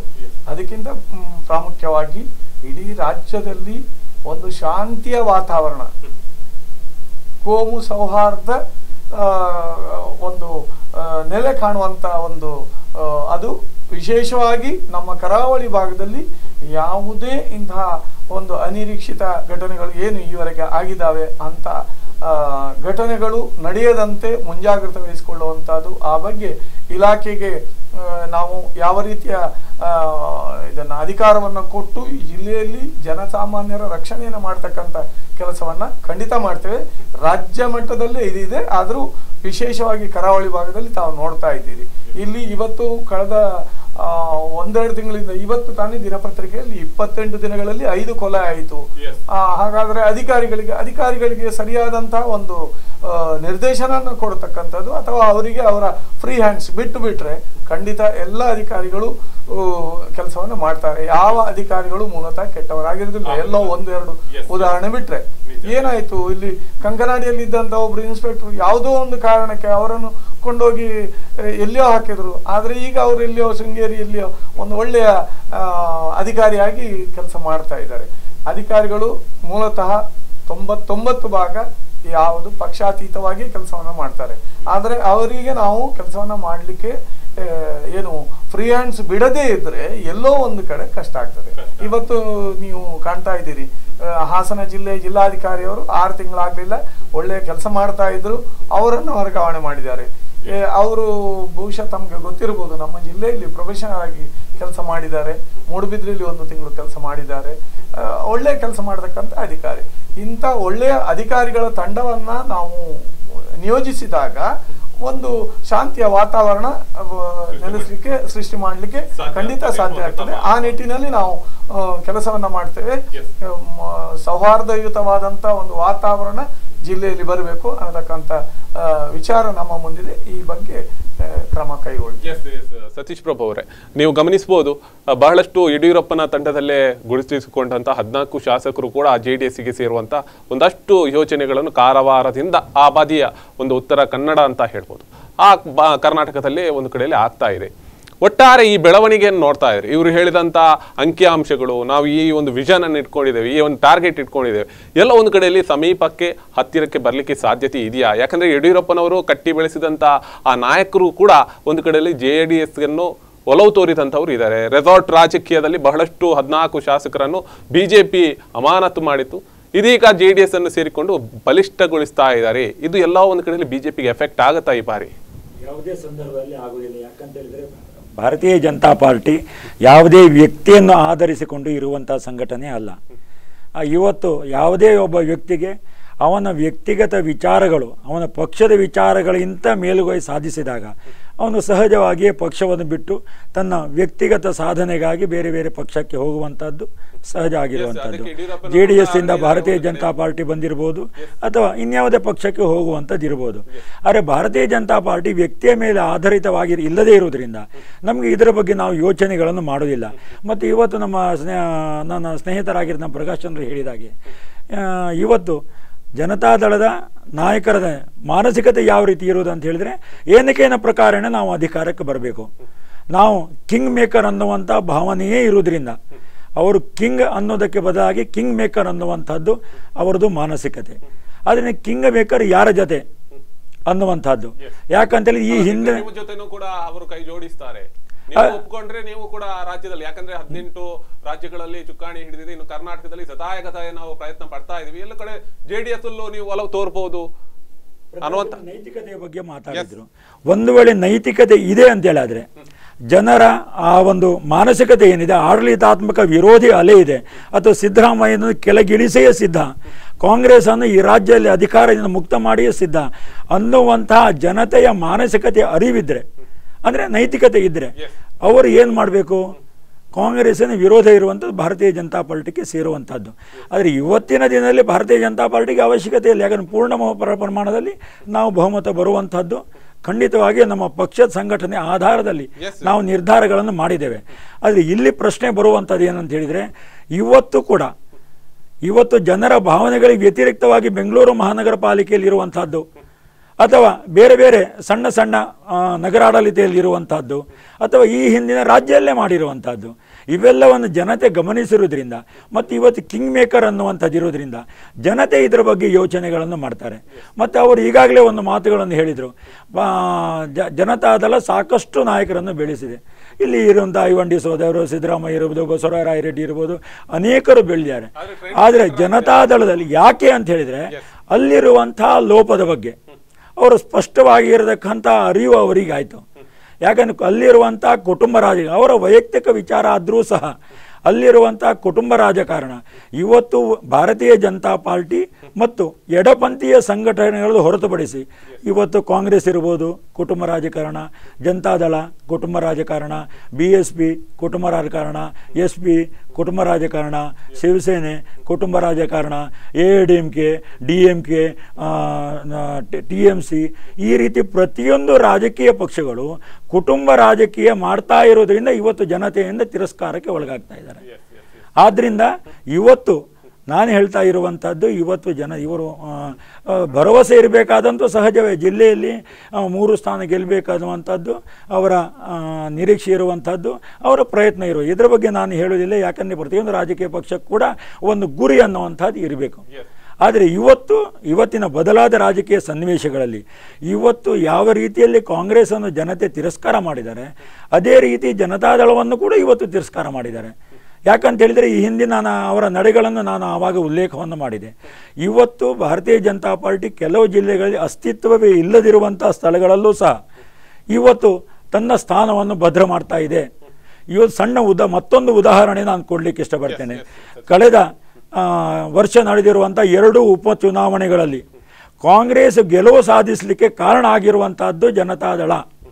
ಯಾಕಂತ ಹೇಳಿದರೆ ಅಲ್ಲಿ 2 ವಿಧಾನಸಭಾ ಕ್ಷೇತ್ರಗಳಲ್ಲೂ ಜನತಾದಳ 2ನೇ ಸ್ಥಾನದಲ್ಲಿದ್ದರೂ ಸಹ ಅಲ್ಲಿ ಸರಿಯಾದ ಅಭ್ಯರ್ಥಿಗಳನ್ನು ಹಾಕದೇ ಇರುವುದರ ಪರಿಣಾಮವಾಗಿ ಇದು ಭಾರತೀಯ ಜನತಾ ಪಾರ್ಟಿ ಅಲ್ಲಿ ತನ್ನ ಮತಗಳ ಸಂಖ್ಯೆಯನ್ನು ಜಾಸ್ತಿ ಮಾಡಿಕೊಂಡಿದೆ. 2 ಸ್ಥಾನಗಳಲ್ಲೂ ತೃತೀಯ ಸ್ಥಾನದಿಂದ 2ನೇ ಸ್ಥಾನಕ್ಕೆ ಜಿಗಿದಿದೆ ಮತ್ತು ತನ್ನ ಮತದ ಪ್ರಮಾಣವನ್ನು ಕೂಡ ನಾವು ಸುಮಾರಾಗಿ ದ್ವಿಗುಣ ಮಾಡಿದ್ದೇವೆ. ಈ ರೀತಿಯ ಎಲ್ಲ ನಡೆಗಳನ್ನು ಜನತೆ ಗಮನಿಸ್ತಾ ಇರೋದ್ರಿಂದ ನಾನು ಹೇಳ್ತಾ ಇರುವಂಥದ್ದು, ಮುಂದಿನ ದಿನಗಳಲ್ಲಿ ಯಾವ ರೀತಿಯಲ್ಲಿ ನಾವು ಈಗಾಗಲೇ 150+ ಏನಿದೆ, ಇವರು 40 ಏನಿದೆ ಇರ್ಬೋದು. ಯಾಕಂದರೆ ಕೆಲವು ಜಿಲ್ಲೆಗಳಲ್ಲಿ ಸಹಜವಾಗಿ ಮಂಡ್ಯ ಇರ್ಬೋದು, ಮೈಸೂರು ಗ್ರಾಮಾಂತರ ಇರ್ಬೋದು. ಯಾಕಂದರೆ ಅಲ್ಲಿ ಸಂಘಟನಾತ್ಮಕವಾಗಿ ಅವರು ತಳಹದಿಯನ್ನು ಭದ್ರ ಇದೆ. ನಾವು ಇನ್ನು ಅಲ್ಲಿ ಬೆಳೆಯುವಂಥ ಸ್ಥಿತಿಯಲ್ಲಿ ಇದ್ದೀವಿ. ಅವರು 40 ಸ್ಥಾನ ದೊರಕಬಹುದು. ಆದರೆ ಭಾರತೀಯ ಜನತಾ ಪಾರ್ಟಿಯ ಗೆಲುವಿಗೆ ಮತ್ತು ಅಧಿಕಾರ ಸ್ಥಾಪನೆಗೆ ಇದು ಯಾವುದೇ ರೀತಿಯ ತೊಡಕಾಗುವುದಿಲ್ಲ ಮತ್ತು ಜನತೆಯ ಆಶೀರ್ವಾದ ಖಂಡಿತವಾಗಿಯೂ ಭಾರತೀಯ ಜನತಾ ಪಾರ್ಟಿಯ ಮೇಲೆ ಇದೆ ಅನ್ನುವಂಥದ್ದು ನನ್ನ ಭಾವನೆ. ನಿಮ್ಮ ಜೊತೆ ಮಾತು ಮುಂದುವರಿಸ್ತೇನೆ. ವೀಕ್ಷಕರೇ, ಒಂದು ಪುಟ್ಟ ವಿರಾಮದ ಬಳಿಕ ಮತ್ತೆ ಬರ್ತೇನೆ.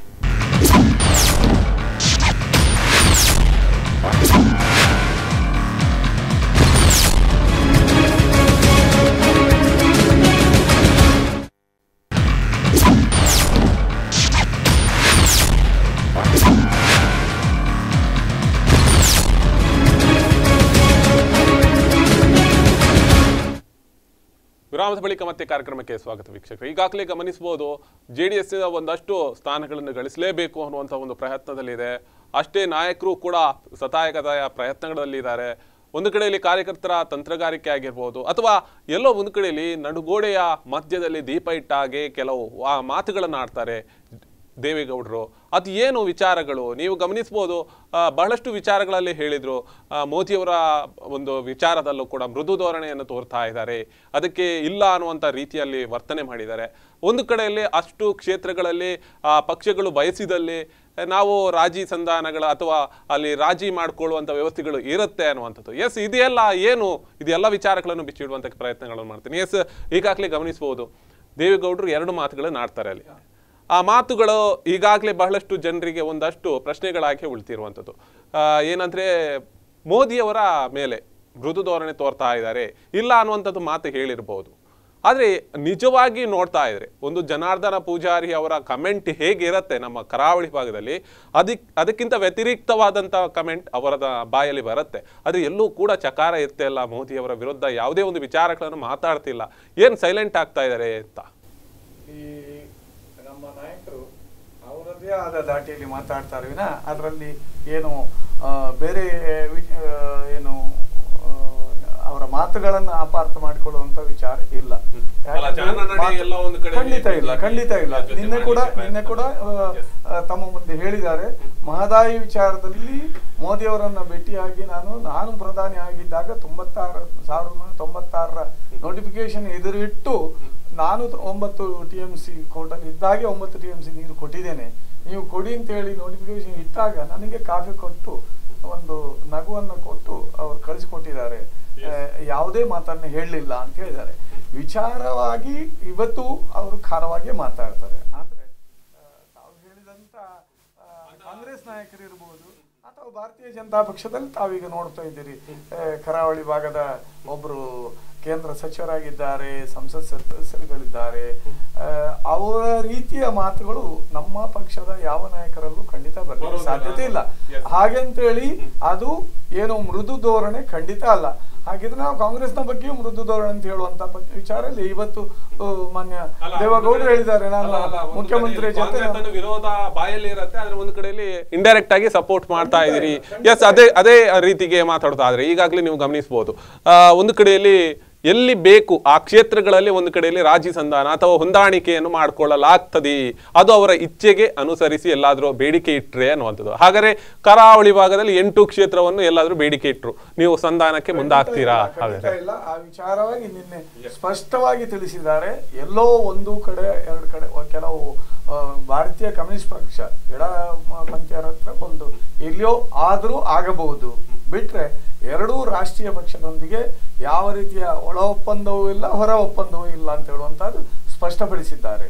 ಮತ್ತೆ ನಮ್ಮ ಮಿತ್ರರು ಸತೀಶ್ ಅವರು ಹೇಳಿದ ಹಾಗೆ ನಾವು ಜನತೆಯಿಂದ ತಿರಸ್ಕರಿಸಲ್ಪಟ್ಟದ್ದು ಅಂತ ಹೇಳಿ, ಕಳೆದ ಚುನಾವಣೆ ನೋಡಿದ್ರೆ ನಾವು 40ರಲ್ಲಿ ಇದ್ದೆವು, ಅವರು 40ಕ್ಕಿಂತ ಕಡಿಮೆ ಇದ್ದು.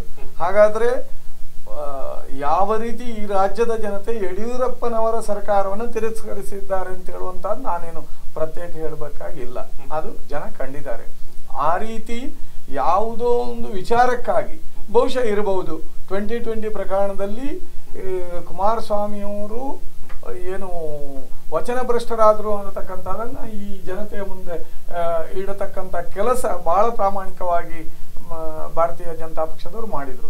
ಅಷ್ಟು ಮಾಡಿದ್ರು ಅವರಿಗೆ ಎಷ್ಟು ಬಂತು ಅಂತ ಹೇಳುವಂಥದ್ದು ನಾವು ನೋಡ್ತಾ ಇದ್ದೇವೆ. ಅದು ಸನ್ಮಾನ್ಯ ಅಮರನಾಥ್ ಶೆಟ್ಟರನ್ನು ಸೋಲಿಸುವಾಗ ಅಂದಿನ ಪ್ರಧಾನಿ ವಾಜಪೇಯಿಯವರು, ಅಟಲ್ ಬಿಹಾರಿ ವಾಜಪೇಯಿಯವರು ಮಂಗಳೂರಿಗೆ ಬಂದಾಗ ಅವರು ಉಸ್ತುವಾರಿ ಸಚಿವರಾಗಿ ಹೋಗಿ ವಿಮಾನ ನಿಲ್ದಾಣದಲ್ಲಿ ಅವರನ್ನ ಬರಮಾಡಿಕೊಂಡ್ರು. ಅದೇ ಒಂದು ಕರಾವಳಿಯಲ್ಲಿ ಬಂದಂತಹ ಫೋಟೋವನ್ನು ಕಂಪ್ಲೀಟ್ ಜೆರಾಕ್ಸ್ ಮಾಡಿ ಅವರ ಇಡೀ ಕ್ಷೇತ್ರದಲ್ಲಿ ಹಂಚುವಲ್ಲಿ 2 ಪಕ್ಷದವರು ಒಟ್ಟಾದರು, ಕಾಂಗ್ರೆಸ್ನವರು ಭಾರತೀಯ ಜನತಾ ಪಕ್ಷದವರು ಒಟ್ಟಾಗಿ ಅದನ್ನು ಹಂಚಿ ಅವರನ್ನು ಒಂದು ರಾಜಕೀಯದಲ್ಲಿ ಅಳಿಸಿ ಹಾಕಬೇಕು ಅನ್ನತಕ್ಕಂಥ ವಿಚಾರವನ್ನು ಮಾಡಿದರು. ಆದರೆ ಅವರು ಇವತ್ತಿಗೂ ರಾಜಕೀಯವಾಗಿ ಇದ್ದಾರೆ. ಈ ಒಂದು ಕ್ಷೇತ್ರದಲ್ಲಿ ಸೋಲನ್ನು ಅನುಭವಿಸಿದ್ರು, ಇವತ್ತು ರಾಜಕೀಯದಲ್ಲಿ ತಮ್ಮ ಮಟ್ಟಿಗೆ ಮಾಡಿಸ್ಕೊಳ್ತಾ ಇದ್ದಾರೆ. ಒಂದು ಇನ್ನು ಈ ರಾಜ್ಯದಲ್ಲಿ ಈ ಚುನಾವಣೆಯಲ್ಲಿ ಅಂತೂ ವಸ್ತುಶಃ ಖಂಡಿತ ನಾವು ಹೊಂದಾಣಿಕೆ, ಈಗಾಗಲೇ ಹೇಳಿದ ಹಾಗೆ ಹೊಂದಾಣಿಕೆಯ ಪ್ರಶ್ನೆ ಇರುವುದಿಲ್ಲ. ನಾವು ನಮ್ಮ ಒಂದು ಅಸ್ತಿತ್ವವನ್ನು ಉಳಿಸಿಕೊಂಡೇ ಕೊಡ್ತೇವೆ. 224 ಕ್ಷೇತ್ರಗಳಲ್ಲಿ ಕೂಡ ಸ್ಪರ್ಧಿಸುವಂತಹ ವಿಚಾರ ಇದೆ, ಮತ್ತೆ ಯಾವುದೇ ಹೊಂದಾಣಿಕೆ ಇಲ್ಲ. ಇನ್ನು ಇಲ್ಲಿ ನಾನು ಈ ಜಿಲ್ಲೆಯಲ್ಲಿ ನಮ್ಮ ಪಕ್ಷ ಸ್ವಲ್ಪ ಈಗ ಚೇತರಿಸ್ಕೊಳ್ತಾ ಇರೋದ್ರಿಂದ ನಾನು ಒಂದು ಬಾಕಿಯವರಾಗಿ ನಾವು ಅಷ್ಟು ಸೀಟ್ ಗೆಲ್ತೇವೆ ಇಲ್ಲ, ನಾವು ವಸ್ತುಸ್ಥಿತಿಯನ್ನ ನಾವು ತಿಳಿಸ್ಬೇಕಾಗ್ತದೆ. ನಾವು 3ಕ್ಕಿಂತ ಹೆಚ್ಚು ಬಂದರೂ ಬರ್ಬೋದು. ಈಗಾಗಲೇ ಹೇಳಿದ ಹಾಗೆ ಈಗ ಜನ ನೋಡ್ತಾ ಇದ್ದಾರೆ ಎರಡೂ ಪಕ್ಷದಲ್ಲಿ ಏನು ನಾವು ರಾಜಕೀಯವನ್ನ ಯಾವ ಮಟ್ಟಕ್ಕೆ ಕೊಂಡೋಗಿದ್ದೇವೆ ಅನ್ನತಕ್ಕಂಥದ್ದು ನಾವು ದಿನ ಟಿವಿ ನೋಡಿದ್ರೆ, ಈಗ ಮೊದಲಾದ್ರೆ ಪೇಪರ್ ಓದೋದು, ಈಗ ಟಿವಿಯಲ್ಲಿ ನಾವು ನೋಡ್ತಾ ಇದ್ದೇವೆ. ಈ ಕಾಂಗ್ರೆಸ್ನ ಮುಖ್ಯಮಂತ್ರಿಗಳಿರ್ಬೋದು, ಉಗ್ರಪ್ಪನಿರ್ಬೋದು, ಅವರು ಅಥವಾ ತಾವು ಹೇಳದಂತ ಅವರು ಸ್ವಲ್ಪ ಕಡಿಮೆ ಮಾಡಿದ್ದಾರೆ. ಇವತ್ತೇನೋ ಒಂದು ಸ್ಟೇಟ್ಮೆಂಟ್ ಬಂದಿದೆ, ಅವರು ಮಾತಾಡುವ ಶೈಲಿ. ಭಾರತೀಯ ಜನತಾ ಪಕ್ಷದಲ್ಲಿ ಒಂದು 2-3 ಜನ ಸಂಸತ್ ಸದಸ್ಯರು ಇಲ್ಲಿ ಜಿಲ್ಲೆಯಲ್ಲಿ ಇವರು ಹೊಸದಾಗಿ ಒಬ್ಬರನ್ನ ನಿಯೋಜಿಸಿದ್ದಾರೆ. ಕಾಂಗ್ರೆಸ್ನಲ್ಲಿ ಇದ್ದವರು ಒಬ್ರು, ನಾನು ಹೆಸರು ಹೇಳುವುದಿಲ್ಲ. ಆ ಭಾಷೆ, ನಾವು ರಾಜಕೀಯವಾಗಿ ಯಾವ ವಿಚಾರಗಳನ್ನ ಯಾವ ರೀತಿ ನಾವು ವಿರೋಧ ವ್ಯಕ್ತಪಡಿಸಬೇಕೋ ಅದು ಬಿಟ್ಟು ಹೊರತಾಗಿ ಆ ಉಪಯೋಗ ಮಾಡತಕ್ಕಂಥ ಭಾಷೆಗಳು ಬಹಳಷ್ಟು ಕೆಟ್ಟದಾಗಿದೆ ಅನ್ನುವಂಥದ್ದು ನನ್ನ ವೈಯಕ್ತಿಕ ಅಭಿಪ್ರಾಯ. ಇದನ್ನೆಲ್ಲ ಜನತೆ ನೋಡ್ತಾ ಇದ್ದಾರೆ. ನಾವೇ ಈ ಮಾತುಗಳನ್ನ ಕೇಳಿ ಈ ರಾಜಕೀಯದಿಂದ ಹೊರಗೆ ಬರುವ ಅನ್ನುವಂಥ ಒಂದು ಪರಿಸ್ಥಿತಿಗೆ ಬಂದಿದೆ ಅಂತ ಆಗುವಾಗ ಸಾಮಾನ್ಯ ಜನತೆ ಇದನ್ನ ಯಾವ ರೀತಿಯಲ್ಲಿ ನೋಡ್ತಾರೆ, ಅದಕ್ಕೆ ಯಾವ ರೀತಿಯ ಫಲಿತಾಂಶವನ್ನು ಮುಂದೆ ತೋರಿಸ್ತಾರೆ ಅಂತಕ್ಕಂಥದ್ದು ನಮಗೆ ಗೊತ್ತಾಗ್ತಾ ಇದೆ. ನೀವು ನೋಡಿರ್ಬೋದು, ಈಗ ಕಾಲೇಜುಗಳಲ್ಲಿ ಮಂಗಳೂರಿನ ಯೂನಿವರ್ಸಿಟಿ ಕಾಲೇಜಲ್ಲಿ ಈಗಾಗಲೇ ಒಂದು ಸೆಷನ್ ಮಾಡಿದ್ರು, ಉಡುಪಿಯಲ್ಲಿ ಒಂದು ವಿದ್ಯಾರ್ಥಿಗಳಿಗೆ ಸೆಷನ್ ಮಾಡಿದ್ರು. ಆ ವಿದ್ಯಾರ್ಥಿಗಳು ಏನನ್ನ ಹೇಳ್ತಾ ಇದ್ದಾರೆ, ನಾವು ಪಕ್ಷಾಧಾರಿತವಾಗಿ ಹೋಗುವುದು ಬೇಡ, ಯಾರು ಒಬ್ಬ ಉತ್ತಮ ನಾಯಕನಿದ್ದಾನೆ ಅವನಿಗೆ ಮತವನ್ನು ಚಲಾಯಿಸುವಂತ ಇದನ್ನ ನಾವು ಏನು ಮತವನ್ನ ಚಲಾಯಿಸಬೇಕು ಅನ್ನತಕ್ಕಂಥ ಮಾತುಗಳನ್ನ ಹೇಳಿದ್ದಾರೆ. ಈ ನಿಟ್ಟಿನಲ್ಲಿ ಇವತ್ತು ಜನ ಪ್ರಜ್ಞಾವಂತರಾಗಿದ್ದಾರೆ. ಸತೀಶ್ ಪ್ರಭು ಅವರೊಂದಿಗೆ ನಾನು ಅದನ್ನ ಒಪ್ಪಿಕೊಳ್ತೇನೆ. ಪ್ರಜ್ಞಾವಂತರಾಗಿದ್ದಾರೆ. ಯಾರು ಯಾವ ನಾಯಕರಿಂದ ಈ ರಾಜ್ಯದ ಜನತೆಗೆ ಕೆಲಸ ಆಗ್ಬೇಕು ಅನ್ನುವಂಥದ್ದನ್ನ ನಿರೀಕ್ಷಿಸ್ತಾ ಇದ್ದಾರೆ, ನೋಡ್ತಾ ಇದ್ದಾರೆ. ಆ ಮುಂದಿನ ಚುನಾವಣೆಯಲ್ಲಿ ಅವರು ಫಲಿತಾಂಶವನ್ನ ನೀಡ್ತಾರೆ, ಅದು ಖಂಡಿತ. 100ರ ಒಂದು ಅಂಕಿಅಂಶಗಳನ್ನು ಹೇಳಿದ್ರಿ. ಎಲ್ಲ ಒಂದು ಕಡೆಯಲ್ಲಿ ನಿಮ್ಮಿಂದಲೂ ಕೂಡ ವಲಸೆ ಹೋಗಿರುವಂಥದ್ದು ಇದೀಗಲೂ ಕೂಡ ಆಗಿರುವಂಥದ್ದು. ಒಂದು ಕಡೆಯಲ್ಲಿ ಕಾಂಗ್ರೆಸ್ಸಿಗೆ ಬಹಳಷ್ಟು ಜನರು ಕೂಡ ವಲಸೆ ಹೋಗಿದ್ದಾರೆ. ಅಂಥ ಸ್ಥಿತಿಯಲ್ಲಿ ಆ ಕ್ಷೇತ್ರಗಳಲ್ಲಿ ಎಲ್ಲ ಒಂದು ಕಡೆಯಲ್ಲಿ ತಮ್ಮ ಅಸ್ತಿತ್ವವನ್ನು ಕುಗ್ಗಿಕೊಳ್ಳುವಂಥದ್ದು, ಅದಕ್ಕೋಸ್ಕರ ಇಲ್ಲಿ ಎಲ್ಲ ಒಂದು ಕಡೆಯಲ್ಲಿ ಕರಾವಳಿ ಭಾಗದಲ್ಲಿ ನಮ್ಮ ಅಸ್ತಿತ್ವವನ್ನು ಉಳಿಸ್ಕೋಬೇಕು ಅಂತ ಒಂದು ಲೆಕ್ಕಾಚಾರನ JDS ಇತ್ತು. ಈಗ ಏನು ನಮ್ಮಲ್ಲಿಂದ ಒಂದಷ್ಟು ಜನ ಕಾಂಗ್ರೆಸ್ಗೆ ಹೋಗಿದ್ದಾರೆ, ಅಥವಾ ನಿನ್ನೆ ಮೊನ್ನೆ ಬಿಜೆಪಿಗೆ ಇಬ್ಬರು ಹೋಗಿದ್ದಾರೆ. ಅಲ್ಲಿ ಸಂಪೂರ್ಣವಾಗಿ ನಮ್ಮ ಪಕ್ಷದ ನೆಲೆಗಟ್ಟು ಇದೆ. ಅಲ್ಲಿ ಪ್ರತ್ಯೇಕ ನಾಯಕರು, 2ನೇ ಹಂತದ ನಾಯಕರಿದ್ದಾರೆ. ಅಂತ ನಾಯಕರು ಮುಂದಿನ ಚುನಾವಣೆಯಲ್ಲಿ ಖಂಡಿತ ಅಲ್ಲಿ ಯಾರು ಪಕ್ಷಾಂತರ ಮಾಡಿದ್ರು ಅವರು ಸೋಲನ್ನು ಅನುಭವಿಸ್ತಾರೆ. ಬಹುಶಃ ಆ ಇಬ್ಬರಿಗೆ ಟಿಕೆಟ್ ಸಿಗ್ತದೋ ಇಲ್ಲೋ ಅಂತ ಹೇಳುವಂತಹದ್ದು ಅವರು ತೊಂದರೆಯಲ್ಲಿದ್ದಾರೆ. ಇನ್ನು ಸ್ಪೀಕರ್ ಅವರ ಒಂದು ಆದೇಶದ ಮೇಲೆ ಅಥವಾ ಅವರ ನಿರ್ಧಾರದ ಮೇಲೆ ಅವರ ಮುಂದಿನ ಭವಿಷ್ಯ ಹೊಂದಿಕೊಂಡಿದೆ. ನಾವು 2ನೇ ಹಂತದ ನಾಯಕರು ಎಲ್ಲಾ ಕಡೆಯಲ್ಲಿ ನಮ್ಮಲ್ಲಿ ಇದ್ದಾರೆ. ತಾವು ನೋಡ್ತಾ ಇದ್ದೀರಿ. ಎಲ್ಲಿ ಕೂಡ ನಾವು ಮೊದಲು ಹೋದ್ರೆ ಬೇರೆ ಪಕ್ಷಕ್ಕೆ ಏನು ಪಕ್ಷಾಂತರ ಮಾಡಿದ್ರೂ ಕೂಡ ನಮ್ಮಲ್ಲಿ ನಂತರದ ನಾಯಕರು ಮೂಡಿ ಬಂದಿದ್ದಾರೆ, ಮೂಡಿ ಬರ್ತಾ ಇದ್ದಾರೆ. ನಮ್ಮ ಒಂದು ವಿಚಾರ ಹೇಳಬೇಕಾಗ್ತದೆ, ನಮ್ಮ ಪಕ್ಷದಲ್ಲಿ ನಾವು ಈ ಜಿಲ್ಲೆಯಿಂದ ಈಗಾಗಲೇ ಹೇಳಿದ್ರು ಕುಟುಂಬ ರಾಜಕೀಯ ಅಂತ, ಖಂಡಿತ ಇಲ್ಲ. ನಮ್ಮಲ್ಲಿ ಪಕ್ಷದಲ್ಲಿ 2ನೇ ಹಂತದ ನಾಯಕರನ್ನ ಸೃಷ್ಟಿಸುವಂತ ಒಂದು ಏನು ರಿವಾಜು ನಡೆದು ಬಂದಿದೆ, ಇವಾಗ್ಲೂ ಇದೆ. ಅಂತ ನಾಯಕರು ಮುಂದೆ ಮೂಡಿ ಬರ್ತಾರೆ. ಎಲ್ಲ ಇಡೀ ರಾಜ್ಯಾದ್ಯಂತ ಒಳ್ಳೆಯ ನಾಯಕರನ್ನ ನಾವು ತಯಾರು ಮಾಡ್ತಾ ಇದ್ದೇವೆ. ತಯಾರು ಮಾಡ್ತಾ ಇದ್ರಿ, ಮತ್ತೊಂದು ಕಡೆಯಲ್ಲಿ ಡೊನೇಟ್ ಮಾಡ್ತಾ ಇದೀರಿ ಅನ್ನುವಂಥದ್ದು. ಎಸ್ ಸತೀಶ್ ಪ್ರಭು ಅವರೇ, ಒಂದು ನಿಮಿಷ, ಅದು ಏನಿದೆ ಅಂತ ಕೇಳಿದ್ರೆ ನೋಡಿ, ನಮ್ಮ ಪಕ್ಷ ಅಧಿಕಾರದಲ್ಲಿದ್ದಾಗ ಯಾರು ಪಕ್ಷಾಂತರ ಮಾಡಿದ್ದಿಲ್ಲ, ಅನುಭವಿಸಿದ್ದಾರೆ. ಎಲ್ಲ ಬೇಕಾದಂತ ಎಲ್ಲವನ್ನೂ ಅನುಭವಿಸಿ ಆ ನಂತರ ಅಧಿಕಾರದಿಂದ ಎಲ್ಲಿ ಅಧಿಕಾರ ಇದೆ ಅಲ್ಲಿಗೆ ಹೋಗಿದ್ದಾರೆ. ಒಂದು. 2ನೇದು ಏನು ಅಂತ ಕೇಳಿದ್ರೆ, ಈಗ ಇನ್ನೊಂದು ವಿಚಾರ ಹೇಳಬೇಕಾಗಿತ್ತು ನಾನು.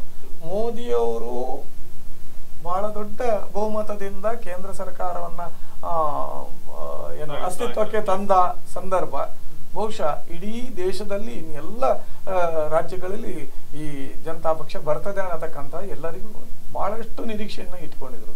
ಆದ್ರೆ ಇವತ್ತು ಏನಾಗ್ತಾ ಇದೆ, ಮೋದಿಯವರು ಫಾರಿನ್ ಟೂರ್ ಅಲ್ಲಿದ್ದಾರೆ. ಈ ದೇಶದಲ್ಲಿ ಮುಂದಿನ ದಿನಗಳಲ್ಲಿ ಒಳ್ಳೇದಾಗ್ತದೆ ಅಂತ, ನಮ್ಮ ದಿನಗಳಲ್ಲಿ ಆ ಒಳ್ಳೆಯದನ್ನು ನಿರೀಕ್ಷಿಸ್ತಾ ಇಲ್ಲ. ತಾವು ನೋಡಿದಿರಿ, GST ಇರಬಹುದು, ನೋಟ್ ಬ್ಯಾನ್ ಇರಬಹುದು, ಇದರಿಂದ ಜನಸಾಮಾನ್ಯನ ಜೀವನದಲ್ಲಿ ರೋಸಿ ಹೋಗಿದ್ದಾರೆ. ಆ ದೃಷ್ಟಿಯಲ್ಲಿ ಆ ಒಂದು ಅಲೆಯಲ್ಲಿ ಈ ರಾಜ್ಯದಲ್ಲಿ ಭಾರತೀಯ ಜನತಾ ಪಕ್ಷದ ಯಾವುದೇ ಪ್ರಯತ್ನಗಳು ಫಲಕಾರಿ ಆಗುವುದಿಲ್ಲ ಅಂತ ಕೂಡ ಹೇಳ್ತೇನೆ. ಇವರು ನಮ್ಮ ಸಿದ್ದರಾಮಯ್ಯನವರ ನಡೆ ನುಡಿ ಅಥವಾ ಅವರ ಸರ್ಕಾರದ ವೈಖರಿಯಿಂದಾಗಿ ಅವರು ಕೂಡ ಒಂದು ಮೂಲೆ ಗುಂಪು ಆಗುವಂತ ಪರಿಸ್ಥಿತಿ ಬಂದಿದೆ. ಆದ್ರಿಂದ ನಾವು 40-50 ಖಂಡಿತ ಹೇಳುದಿಲ್ಲ. ಅದೆಲ್ಲ ಈಗ 40-50 ಇದ್ದದ್ದು ಮೊನ್ನೆ ಸರ್ಕಾರವೇ ಮಾಡಿದ ಇದು ಏನು ಸಮೀಕ್ಷೆಯಲ್ಲಿ 67ರಿಂದ 68ರ ಮಟ್ಟಕ್ಕೆ ಬಂದಿದೆ. ಇನ್ನೂ 2 ತಿಂಗಳು ಇದೆ. ಇದನ್ನೆಲ್ಲ ನೋಡ್ತಾ ಇರುವ ಜನ ಖಂಡಿತ ನಮಗೆ ಒಂದು ಬಹುಮತದ ಸರ್ಕಾರ ನಿರ್ಮಾಣ ಮಾಡಲಿಕ್ಕೆ ಖಂಡಿತ ಅವಕಾಶ ಕೊಡ್ತಾರೆ. ಅದು ಕೊಡ್ಲಿಲ್ಲ ಅಂತ ಆದ್ರೆ ನಾವು ಪ್ರತ್ಯೇಕ ಕೂತ್ಕೊಳ್ತೇವೆ, ಹೊಂದಾಣಿಕೆ ಇಲ್ಲ. ಈಗಾಗಲೇ ಸತೀಶ್ ಪ್ರಭು ಅವರೇ ಅವರು ಹೇಳಿದ್ರು ಒಂದು ಮಾತು, ಒಂದು ಕ್ಷೇತ್ರದಲ್ಲಿ 5 ಆಕಾಂಕ್ಷಿಗಳ ಪಟ್ಟಿ ಇದೆ ಅನ್ನುವಂಥದ್ದು. ಮುಲ್ಕಿ ಮೂಡಬಿದ್ರೆ ಕ್ಷೇತ್ರದಲ್ಲೇ ಗಮನಿಸುವುದಾದರೆ ಉಮಾನಾಥ್ ಕೋಟ್ಯಾನ್, ಜಗದೀಶ್ ಅಧಿಕಾರಿ ಅವರು, ಅಲ್ಲಿ ಒಂದು ಕಡೆಯಲ್ಲಿ ಸಂದೇಶ್ ಶೆಟ್ಟಿ ಅವರಿದ್ದಾರೆ, ಬಹಳಷ್ಟು ಜನ ಆಕಾಂಕ್ಷಿಗಳ, ಸುಚರಿತಾ ಶೆಟ್ಟಿ ಅವರಿದ್ದಾರೆ, ದೇವಿ ಪ್ರಸಾದ್ ಅವರಿದ್ದಾರೆ. ಇಂತೆಲ್ಲ ವಿಚಾರಗಳನ್ನು ಗಮನಿಸ್ತಾ ಈಶ್ವರ್ ಕಟೀಲ್ ಇದ್ದಾರೆ. ಅಂದರೆ ಒಂದು ಪಟ್ಟಿ ಮಾಡಿದರೆ ನಾವು ಒಂದು ಬಹಳಷ್ಟು 9, 10, 12 ಜನಗಳ ಹೆಸರು ಬಹಳಷ್ಟು ಪ್ರಚಲಿತದಲ್ಲಿರುವಂಥದ್ದು. ಅದರಲ್ಲೂ ಈ ಸಂಘಟನೆಯ ಹೆಸರಲ್ಲಿ ಗುರುತಿಸಿಕೊಳ್ಳುವಂಥ ಸಂದೇಶ್ ಶೆಟ್ಟಿ ಅವರು ಕೂಡ ಒಂದು ಬಣ್ಸ್ ಕಮ್ಯುನಿಟಿಯಿಂದ ಬರುವಂಥವರು, ಅವರು ಕೂಡ ಬಹಳಷ್ಟು ಹೆಸರಲ್ಲೂ ಅಲ್ಲಿ ಬರ್ತಾ ಇದೆ. ಇದೆಲ್ಲ ವಿಚಾರ ಗಮನಿಸಿದರೆ ಮುಳುವಾಗುತ್ತಾ ಇದು ಎಲ್ಲೋ ಬಿಜೆಪಿಗೆ? ಸಹಜವಾಗಿ ನಾವು ಅನೇಕ ಸಂದರ್ಭದಲ್ಲಿ ನೋಡಿದ್ದೇವೆ. ಇವರು ಪ್ರವೀಣ್ ಚಂದ್ರರಿಗೂ ಗಮನದಲ್ಲಿ ಇರ್ಬೋದು. ಅವರು ಅಭ್ಯರ್ಥಿಗಳನ್ನು ಹಾಕುವಾಗ ಸೋಲಿಕ್ಕೆ ಅಭ್ಯರ್ಥಿಗಳ ಸಾಲು ಇರುವಾಗ ಗೆಲುವನ್ನು ಸಾಧಿಸಲಿಕ್ಕೆ ಸಹಜವಾಗಿ ಇರುವಂಥದ್ದು ಇದರಲ್ಲಿ ಎರಡನೇ ಮಾತಿಲ್ಲ. ಮತ್ತು ಅವರು ಮತ್ತೊಂದು ಮಾತುಗಳನ್ನು ಆಗ ಉಲ್ಲೇಖವನ್ನು ಮಾಡಿದರು. ನಾವು ಎರಡನೇ ಸಾಲಿನ ನಾಯಕತ್ವವನ್ನು ನಾವು ಇದನ್ನು ತಯಾರು ಮಾಡ್ತಾ ಇದ್ದೀವಿ. ಖಂಡಿತವಾಗಿ ಇದು ದೇವೇಗೌಡರು, ಕುಮಾರಸ್ವಾಮಿ ಅವರ ಮಗನನ್ನು ಈ ರೀತಿಯಾಗಿ ಸಂಪೂರ್ಣವಾಗಿ ಇವರು ಸಜ್ಜನ ರಾಜಕಾರಣಿ ಅಮರನಾಥ್ ಶೆಟ್ಟಿಯವರ ಬಗ್ಗೆ ಕೂಡ ಹೇಳಿದರು. ಆದರೆ ಇವತ್ತು ಅಮರನಾಥ್ ಶೆಟ್ಟಿಯವರು ಯಾವುದೇ ರಾಜಕೀಯ ನಡೆಗಳನ್ನು ನಿರ್ಧಾರಗಳನ್ನು ಮಾಡುವಂಥ ಸ್ಥಿತಿಯಲ್ಲಿ ಯಾವುದೇ ನಾಯಕರುಗಳಿಲ್ಲ. ಇರುವಂಥದ್ದು ದೇವೇಗೌಡ ಮತ್ತು ದೇವೇಗೌಡರ ಕುಟುಂಬ. ಇವತ್ತು ಒಂದು ಕುಟುಂಬದಲ್ಲಿ 2ಕ್ಕೂ ಹೆಚ್ಚು ಅಭ್ಯರ್ಥಿಗಳು ನಿಲ್ಲಬೇಕಂತ ಹೇಳುವುದು ಅವರೇ, ಇಲ್ಲ ಅದಕ್ಕಿಂತ ನಿಲ್ಲಿಸಬಾರ್ದು ಅಂತ ಹೇಳೋದು ಅವರೇ. ಮುಂದಿನ ದಿನಗಳಲ್ಲಿ ನಾವು ಕಿಂಗ್ ಮೇಕರ್ ಅಂತ ಅಲ್ಲಿ ಹೇಳುವಂಥವ್ರವರೇ, ಅಧಿಕಾರಕ್ಕೆ ಬರ್ತೇವೆ ಅಂತ ಹೇಳುವಂಥವ್ರು ಅವರೇ. ಇವತ್ತು ಜಿಲ್ಲೆಯಲ್ಲಿ ಧರ್ಮಾಧಾರಿತ ರಾಜಕೀಯದ ಬಗ್ಗೆ ಅವರು ಪ್ರಥಮವಾಗಿ ಉಲ್ಲೇಖ ಮಾಡಿದರು. ಖಂಡಿತವಾಗಿಯೂ ಭಾರತೀಯ ಜನತಾ ಪಾರ್ಟಿ ದೇಶದಾದ್ಯಂತ, ಕರ್ನಾಟಕ ಮಾತ್ರ ಅಲ್ಲ, ಕರಾವಳಿ ಮಾತ್ರ ಅಲ್ಲ, ದೇಶದಾದ್ಯಂತ ಧರ್ಮ ಆಧಾರಿತ ರಾಜಕೀಯವನ್ನು ಮಾಡ್ತದೇ ಹೊರತು ಮತ ಆಧಾರಿತ, ಜಾತಿ ಆಧಾರಿತ, ಪ್ರಾಂತ್ಯ ಆಧಾರಿತ ರಾಜಕೀಯವನ್ನು ಮಾಡುವುದಿಲ್ಲ. ಇವತ್ತು ಸನ್ಮಾನ್ಯ ಕುಮಾರಸ್ವಾಮಿಯವರು ದಕ್ಷಿಣ ಕನ್ನಡ ಜಿಲ್ಲೆಯಲ್ಲೂ ಸಹ ಪರಸ್ಪರ ಅಪನಂಬಿಕೆ ಮೂಡಿಸುವಂಥ ಕೆಲಸ ಕಾರ್ಯಗಳನ್ನು ಸಹ ಮಾಡಿದರು. ನಾನು ಆವಾಗಲೇ ಹೇಳಿ ಏನಕ್ಕೇನೋ ಪ್ರಕಾರ ನಾವು ಅಧಿಕಾರವನ್ನು ಬರಬೇಕು, ಕಿಂಗ್ ಮೇಕರ್ ಆಗಬೇಕು. ಇವತ್ತು ದಕ್ಷಿಣ ಕನ್ನಡ ಜಿಲ್ಲೆಯಲ್ಲಿ ಒಬ್ಬ ಜನಪ್ರತಿನಿಧಿಯ ಮೇಲೆ ಆರೋಪವನ್ನು ಮಾಡುವುದರ ಮುಖಾಂತರ ಅದರ ಬಗ್ಗೆ ಹಿನ್ನೆಲೆಗಳು ಏನೂ ಇಲ್ಲ. ದಕ್ಷಿಣ ಕನ್ನಡ ಜಿಲ್ಲೆಯ ಜನತೆ ಗೊತ್ತು, ಆ ಭಾಗದ ಜನತೆ ಗೊತ್ತು. ಇವೆಲ್ಲ ಇದ್ದರೂ ಸಹ ಒಂದು ಆರೋಪವನ್ನು ಮಾಡಿ ಒಂದು ಮತೀಯ ಲಾಭವನ್ನು ಪಡೆಯುವಂಥ ಹುನ್ನಾರವನ್ನು ಕೂಡ ಯಾರು ಮಾಡಿದರು ಅನ್ನುವಂಥದ್ದು ಜನತೆಗೆ ಗೊತ್ತು. ಆದ್ದರಿಂದ ನೀವು ಜಿಲ್ಲೆಯ ಜನತೆಯಲ್ಲಿ ನೀವು ಸಹಜವಾಗಿ ನಮ್ಮ ಕೆಲಸ ಕಾರ್ಯದ ಮುಖಾಂತರ ಬರಬೇಕೇ ಹೊರತು ಯಾವುದೇ ರೀತಿಯ ರಾಜಕೀಯ ಲಾಭದ ಅಥವಾ ಮತೀಯ ಭಾವನೆಗಳನ್ನು ಕೆರಳಿಸುವ ಮುಖಾಂತರ ಒಂದು ವೇಳೆ ಅವರಿಗೆ ಆರೋಪಿಗಳೊಂದಿಗೆ ಸಂಬಂಧ ಇದ್ದರೆ ಅಥವಾ ಯಾವುದೇ ಆರೋಪಿಯನ್ನು ರಕ್ಷಣೆ ಮಾಡಬೇಕಂತೆಲ್ಲ ಅವರಿಗಿದ್ದರೆ ನೇರವಾಗಿ ಪೊಲೀಸ್ ಇಲಾಖೆಗೆ ನೋಡಿ ಇಂಥವರ ಆರೋಪಿ ಅನ್ನುವಂಥದ್ದನ್ನು ಹೇಳಬೇಕೇ ಹೊರತು ಮಾಧ್ಯಮದ ಮುಖಾಂತರ ತಪ್ಪು ಸಂದೇಶವನ್ನು ಜನತೆಯಲ್ಲಿ ಮೂಡಿಸಿ ರಾಜಕೀಯ ಲಾಭವನ್ನು ಪಡೆಯುವಂಥದ್ದು ಸುಸಂಸ್ಕೃತ ರಾಜಕಾರಣ ಅಲ್ಲ. ಆದರೆ ನಾನು ಹೇಳ್ತಾ ಇರುವಂಥದ್ದು ಮುಂದಿನ ದಿನಗಳಲ್ಲಿ ನಮ್ಮ ಕೆಲಸ ಕಾರ್ಯಗಳು ಏನಿದೆ, ಇವತ್ತು ಸನ್ಮಾನ್ಯ ನರೇಂದ್ರ ಮೋದಿಯವರ ಕೆಲಸ ಕಾರ್ಯಗಳ ಬಗ್ಗೆ ಹೇಳಿದರು. ಇವತ್ತು ಯಾವ ರೀತಿಯಲ್ಲಿ ಕೆಲಸ ಕಾರ್ಯಗಳನ್ನು ಮಾಡಿದ್ದಾರೆ, ವಿಶ್ವದಾದ್ಯಂತ ಯಾವ ದೇಶಗಳು ಇವತ್ತು ಮನ್ನಣೆ ನಮ್ಗೆ ಕೊಡ್ತಾ ಇದೆ. ನಾವು ಸಣ್ಣ ಒಂದು ಘಟನೆ ನಿಮಗೆ ನೆನಪಿಸಲಿಕ್ಕೆ ಇಷ್ಟಪಡ್ತೇನೆ. ಈ ಹಿಂದಿನ ವರ್ಷಗಳಲ್ಲಿ ಭಾರತದ ಪ್ರಧಾನಮಂತ್ರಿ ವಿದೇಶಕ್ಕೆ ಹೋಗ್ತಾನೆ ಅಂತೇಳಿ ಭಿಕ್ಷಾಪಾತ್ರೆ ಹಿಡ್ಕೊಂಡು ಹೋಗ್ತಾನೆ ಅನ್ನುವಂಥ ಭಾವನೆ ದೇಶದ ಪ್ರಪಂಚದಲ್ಲಿತ್ತು, ವಿಶ್ವದ ಬೇರೆ ರಾಷ್ಟ್ರಗಳಲ್ಲಿ ಇವತ್ತು ಸನ್ನಿವೇಶಗಳು ಬದಲಾಗಿದೆ.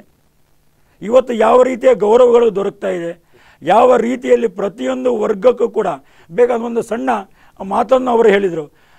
ಮುಂದಿನ ಸಮಯದಲ್ಲಿ ಆಗ್ಬೋದು, ನನ್ನ ಸಮಯದಲ್ಲಿ ಆಗುವುದಿಲ್ಲ. ಒಬ್ಬ ಜವಾಬ್ದಾರಿಯುತ ನಾಗರಿಕ ಯೋಚನೆ ಮಾಡುವಂಥದ್ದು ನಮ್ಮ ಮುಂದಿನ ಜನಾಂಗದ ಬಗ್ಗೆ. ನಾವಿವತ್ತು ನೀರನ್ನು ಇರ್ಬೋದು ಅಥವಾ ಪರಿಸರವನ್ನು ಇರ್ಬೋದು, ಅರಣ್ಯವನ್ನಿರ್ಬೋದು, ಎಲ್ಲ ರಕ್ಷಣೆ ಮಾಡಬೇಕಿರುವಂಥ ನಮ್ಮ ಮುಂದಿನ ಜನಾಂಗಕ್ಕೋಸ್ಕರ. ಆದ್ದರಿಂದ ಯಾವತ್ತೂ ನಾವು ವ್ಯಕ್ತಿಗತ ಚಿಂತನೆಯನ್ನು ಬದಿಗಿಟ್ಟು ಸಮಷ್ಟಿಯ ದೃಷ್ಟಿಯಿಂದ ಯೋಚನೆ ಮಾಡಿದಾಗ, ದೇಶದ ಬಗ್ಗೆ ಯೋಚನೆ ಮಾಡಿದಾಗ, ಮುಂದಿನ ಜನಾಂಗದ ಬಗ್ಗೆ ಯೋಚನೆ ಮಾಡಿದಾಗ ಖಂಡಿತವಾಗಿ ಮೋದಿಯವರು ಮಾಡುವಂಥ ಕೆಲಸ ಕಾರ್ಯಗಳು ಏನಿದೆ, ಅವರು ಹಾಕಿರುವಂಥ ಯೋಜನೆಗಳು ಏನಿದೆ, ಅವರು ರಾಜಕೀಯ ಲಾಭಕ್ಕೆ ಯೋಜನೆಯನ್ನು ಮಾಡಬೇಕಾದ್ರೆ ಅವರು GST ಅನ್ನು ತರ್ತಿರಲಿಲ್ಲ. ಅವರು ರಾಜಕೀಯ ಲಾಭವನ್ನು ಯೋಚನೆ ಮಾಡದಿದ್ದರೆ ಡಿಮಾನಿಟೈಸೇಷನ್ ಮಾಡ್ತಿರಲಿಲ್ಲ. ರಾಜಕೀಯ ಯೋಚನೆಗಳನ್ನು ಮಾಡದಿದ್ದರೆ ಯಾವುದೇ ರೀತಿಯ ಪ್ರಗತಿಯಾಗಿ ತನ್ನ ಪಕ್ಷಕ್ಕೆ ಸಮಸ್ಯೆ ಆದರೂ ಸಹ, ಜನತೆಯ ವಿರೋಧ ಬಂದರೂ ಸಹ ನಾನು ಮುಂದಿನ ಜನಾಂಗದ ಬಗ್ಗೆ ಯೋಚನೆ ಮಾಡಿದ್ದೇನೆ, ನನ್ನ ದೇಶದ ಬಗ್ಗೆ ಯೋಚನೆ ಮಾಡ್ತೇನೆ ಅನ್ನುವಂಥ ಏಕೈಕ ಉದ್ದೇಶವನ್ನು ಏನನ್ನು ಅವರು ತರ್ತಾ ಇದ್ದಾರೆ, ಪ್ರಗತಿಗಳನ್ನು ತರ್ತಾ ಇದ್ದಾರೋ ಅದಕ್ಕೆ ಪೂರಕವಾಗಿರೋ ಕೆಲಸ ಕಾರ್ಯಗಳನ್ನು ಇವತ್ತು ಆವಾಗ ನೀವು ಮಾತನ್ನುವಾಗ ದೇವೇಗೌಡರು ಮೋದಿಯವರ ಬಗ್ಗೆ ಮೃದು ಧೋರಣೆ ಅಲ್ಲ. ದೇವೇಗೌಡರು ಕೂಡ ಒಂದು ಪ್ರಧಾನಮಂತ್ರಿ ಆಗಿದ್ದವರು.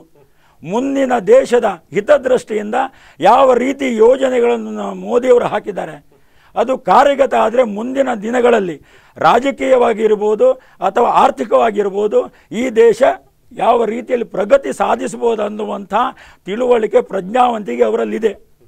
ಆದ್ದರಿಂದ ನಾನು ಹೇಳ್ತಾ ಇರುವಂಥದ್ದು ಮುಂದಿನ ದಿನಗಳಲ್ಲಿ ಇವತ್ತು ಜನತಾದಳ ಇವತ್ತು ಯೋಚನೆಯನ್ನು ಮಾಡಬೇಕಾದ್ರೆ ಜನತೆಯ ನಂಬಿಕೆಯನ್ನು ನೀವು ಪಡ್ಕೊಳ್ಬೇಕು. ಇವತ್ತು ನೀವು ಹೇಳಿದರೆ ನಾವು ಹೊಂದಾಣಿಕೆ ಮಾಡೋದಿಲ್ಲ, ಆದರೆ ನೀವು ಕಳೆದ ಅವಧಿಯಲ್ಲಿ ಮಾಡಿರುವಂಥದ್ದು ಇರ್ಬೋದು, ಇವತ್ತು ಬೆಂಗಳೂರಿನಲ್ಲಿ ಮಾಡುವಂಥದ್ದು ಇರ್ಬೋದು, ಅನೇಕ ಸ್ಥಳೀಯ ಆಡಳಿತ ಸಂಸ್ಥೆಗಳಲ್ಲಿ ನೀವು ಮಾಡುವಂಥದ್ದು ಇರ್ಬೋದು, ಇವೆಲ್ಲವನ್ನು ಜನತೆ ಗಮನಿಸ್ತಾರೆ ಸ್ವಾಮಿ. ಆದರೆ ನಾನು ಹೇಳ್ತಾ ಇರುವಂಥದ್ದು ಯಾವತ್ತೂ ನಮ್ಮಲ್ಲಿರಬೇಕಾದಂಥ ಪ್ರಾಮಾಣಿಕತೆ, ನಮ್ಮಲ್ಲಿರಬೇಕಾದಂಥ ಸಾಮಾಜಿಕ ಕಳಕಳಿ, ನಮ್ಮಲ್ಲಿರಬೇಕಾದಂಥ ದೇಶದ ಬಗ್ಗೆ ಚಿಂತನೆ, ಇವೆಲ್ಲ ಇದ್ರೂ ಸಹ ಇದ್ದರೆ ಜನತೆ ಖಂಡಿತವಾಗಿ ಆಶೀರ್ವಾದಗಳನ್ನು ಕೊಡ್ತಾರೆ ಅನ್ನುವಂಥದ್ದು. ಕೊನೆಯದಾಗಿ ಒಂದೇ ನಿಮಿಷದಲ್ಲಿ ಪ್ರವೀಣ್ ಚಂದ್ರ ಅವರೇ, ಬಹಳಷ್ಟು ವಿಚಾರಗಳನ್ನು ಮಾತಾಡ್ತಾ ಇದ್ವಿ ನಾವು.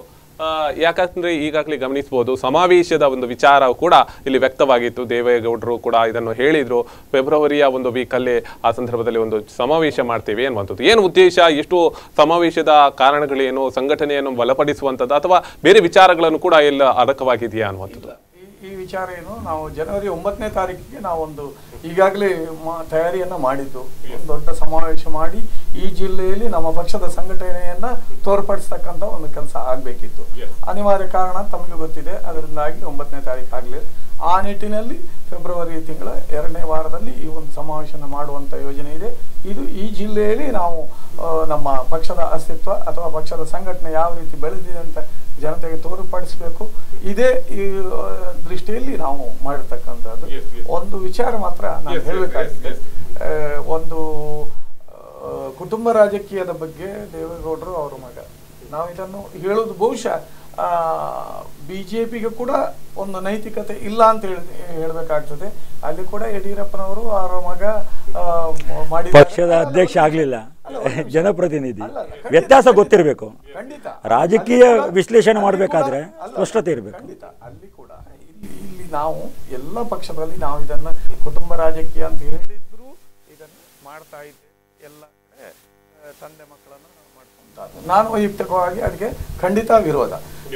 ನಮ್ಮ ಪಕ್ಷದಲ್ಲಿ ಕೂಡ ನಿರ್ಧಾರ ತಗೊಳ್ಳತಕ್ಕಂತಹದ್ದು ಏನು, ಎಲ್ಲ ನಾಯಕರೊಂದಿಗೆ ಕೂತ್ಕೊಂಡು ಸಮಾಲೋಚನೆ ಮಾಡಿಯೇ ನಿರ್ಧಾರ ತಗೊಳ್ತಾರೆ ವಿನ ಏಕತಾ ಇಲ್ಲ. ಇವರಿಗೀಗ ಇವತ್ತು ಈ ಸಲಸ ಗೊತ್ತಿದೆ, ನಮಗೆ ಓಪನ್ ಆಗಿ ಹೇಳಿದ್ದಾರೆ, ಏನು ಹೈಕಮಾಂಡ್ ನಲ್ಲಿ ನಿರ್ಧಾರ ಆಗ್ತದೆ ವಿನಃ ಇಲ್ಲಿಯ ಸೀಟ್ಗಳ ಬಗ್ಗೆ ಇಲ್ಲಿ ಇಲ್ಲ ಅನ್ನತಕ್ಕಂಥ ವಿಚಾರ ಇದೆ. ಆ ದೃಷ್ಟಿಯಲ್ಲಿ ಇನ್ನು ಒಂದು ಕೊನೆಯದಾಗಿ ಮುಂದಿನ ದಿನಗಳಲ್ಲಿ ನಾವು ಯೋಚನೆ ಮಾಡಬೇಕಾದ್ರೂ ಖಂಡಿತ ಇದೆ, ನಮ್ಮ ಮುಂದಿನ ಪೀಳಿಗೆಗೆ ಒಳ್ಳೆಯದಾಗಬೇಕು. ಮುಂದಿನ ಪೀಳಿಗೆ ಒಳ್ಳೆಯದಾಗುವಾಗ ಇಂದಿನ ಪೀಳಿಗೆ ನಾವು ಕರಟಿ ಹೋಗಬಾರ್ದಲ್ಲ, ಅಂತ ನಿರ್ಧಾರಗಳು ಬೇಕು. ನಾವು ನೋಟ್ ಬ್ಯಾನ್ ಯಾವ ರೀತಿ ವ್ಯತಿರಿಕ್ತ ಆಯಿತು, ಅದರ ಬಗ್ಗೆ ಎಷ್ಟು ಸುಮಾರು 100 ಬದಲಾವಣೆಗಳಾಗಿದ್ದಾವೆ, ಸರ್ಕಾರಗಳು ಹೊರಟಿದ್ದಾವೆ, ಇದೆಲ್ಲ ನೋಡಿದ್ದೇವೆ. ಅದು ನಾನು ಮೋದಿಯವರನ್ನು ಖಂಡಿತ ದೂಷಿಸುವುದಿಲ್ಲ. ನಾವು ಅಟಲ್ ಬಿಹಾರಿ ವಾಜಪೇಯಿಯವರಂತ ಬಹಳಷ್ಟು ಈ ದೇಶದಲ್ಲಿ ಎಲ್ಲ ಜನತೆ ಅವರನ್ನ ಸೆಲ್ಯೂಟ್ ಹೊಡಬೇಕಾದಂತ ಒಬ್ಬ ವ್ಯಕ್ತಿ ಅಟಲ್ ಬಿಹಾರಿ ವಾಜಪೇಯಿ ಅವರು. ಅಂತವ್ರು ಒಳ್ಳೆ ಸರ್ಕಾರ ಕೊಟ್ಟಿದ್ದಾರೆ, ಅದನ್ನು ನಾವು ಒಪ್ಪಿಕೊಳ್ತೇವೆ. ಮೋದಿಯವರ ನಡೆ ತಾವು ಹೇಳಿದಾಗೆ ಫಾರಿನ್ ಟೂರಲ್ಲಿ ಇದ್ದಾರೆ, ಇಲ್ಲಿಯ ವ್ಯವಸ್ಥೆಗಳು ಕೆಲವು ಅಥವಾ ಕೆಲವೊಂದು ಈಗ ಸಂಸತ್ ಸದಸ್ಯರ ನಡೆಗಳು, ಇದರ ಬಗ್ಗೆ ಎಲ್ಲವನ್ನು ಅವರು ನೋಡಿಕೊಂಡು ಮಾಡಬೇಕು. ಒಳ್ಳೆಯದಾದರೆ ಖಂಡಿತ ಜನತೆ ನಿಮಗೂ ಒಂದು ಏನು ಮತವನ್ನು ಕೊಟ್ಟು ಮುಂದೆ ತರಬಹುದು. ಇವತ್ತಿನ ಪರಿಸ್ಥಿತಿಯನ್ನು ನೋಡಿದರೆ ನನಗೆ ಕಾಣುತ್ತೆ ಇವತ್ತು ಎರಡೂ ರಾಷ್ಟ್ರೀಯ ಪಕ್ಷಗಳು ಬೇಡ, ನಾವು ನಮ್ಮ ರಾಜ್ಯದ ಮಟ್ಟಿಗೆ ನಾವೇ ನಿರ್ಧಾರ ತಗೊಳ್ತಕ್ಕಂಥ ಒಂದು ಪ್ರಾದೇಶಿಕ ಪಕ್ಷವನ್ನು ಆಯ್ಕೆ ಮಾಡುವಂಥ ಮಟ್ಟಕ್ಕೆ ಈ ರಾಜ್ಯದ ಎಲ್ಲ ಜಿಲ್ಲೆಗಳಲ್ಲಿ ಜನತೆ ನಿರ್ಧಾರ ಬಂದಿದ್ದಾರೆ ಅಂತ ಹೇಳ್ತೇನೆ. ಬಹಳಷ್ಟು ವಿಚಾರಗಳನ್ನು ನಮ್ಮ ಜೊತೆ ಇವತ್ತು ಬಂದು ಹಂಚಿಕೊಂಡ್ರಿ, ಕಾರ್ಯಕ್ರಮಕ್ಕೆ ಬಂದದಕ್ಕೆ ಇಬ್ಬರಿಗೂ ಧನ್ಯವಾದಗಳು ಸರ್. ಎಸ್ ವೀಕ್ಷಕರೇ, ನೀವು ಗಮನಿಸಬಹುದು ಈಗಾಗಲೇ ತೃತೀಯ ರಂಗದ ಒಂದು ಪ್ರವೇಶ ಈಗ ಕರಾವಳಿ ಭಾಗದಲ್ಲಿ ಕರ್ನಾಟಕದಲ್ಲಿ ಆಗಲೇಬೇಕು ಅಂತ ಪರಿಸ್ಥಿತಿ ಒಂದು ಜನರಲ್ಲಿ ಇದೆ ಅನ್ನುವಂಥದ್ದು ಒಂದಷ್ಟು ಮಾತುಗಳನ್ನು ಕೂಡ ವ್ಯಕ್ತಪಡಿಸಿದರು. ಒಂದು ಕಡೆಯಲ್ಲಿ JDS ಅನ್ನು ಕೂಡ ಬಲಪಡಿಸುವಂಥ ಎಲ್ಲ ನಾಯಕರು ಕೂಡ ಒಲವು ತೋರಿಸಿದ್ದಾರೆ. ಎಲ್ಲಾದರೂ ಒಂದು ಕಡೆಯಲ್ಲಿ JDS ಬಹುಮತ ಸಾಬೀತು ಮಾಡಿದೆ ಆದರೆ ಅಥವಾ ಪಕ್ಷ ಎಲ್ಲಾದರೂ ಬಲಿಷ್ಠವಾಗಿದ್ದರೆ ಮುಂದಿನ ಚುನಾವಣೆ ಅಥವಾ ಚುನಾವಣೆಯಲ್ಲಿ ಹೇಗಿರ್ಬೋದು, ಒಂದು ಮತ್ತೆ ರಾಷ್ಟ್ರೀಯ ಪಕ್ಷಗಳ ಒಂದು ಅಖಾಡ ಯಾವ ರೀತಿಯ ಸಮರ ಇರಬಹುದು, ಇನ್ನಷ್ಟು ವಿಚಾರಗಳು ಕೂಡ ಇದೆ. ಮುಂದಿನ ಡಿಬೇಟಲ್ಲಿ ಹಂಚಿಕೊಳ್ತೀನಿ. ಇವತ್ತಿನ ಕಾರ್ಯಕ್ರಮ ಮುಗಿಸ್ತಾ ಇದ್ದೇನೆ. ಸುದ್ದಿ, ಮಾಹಿತಿ, ಮನರಂಜನೆ ನೋಡ್ತಾ ಇರಿ ಸ್ಪಂದನ.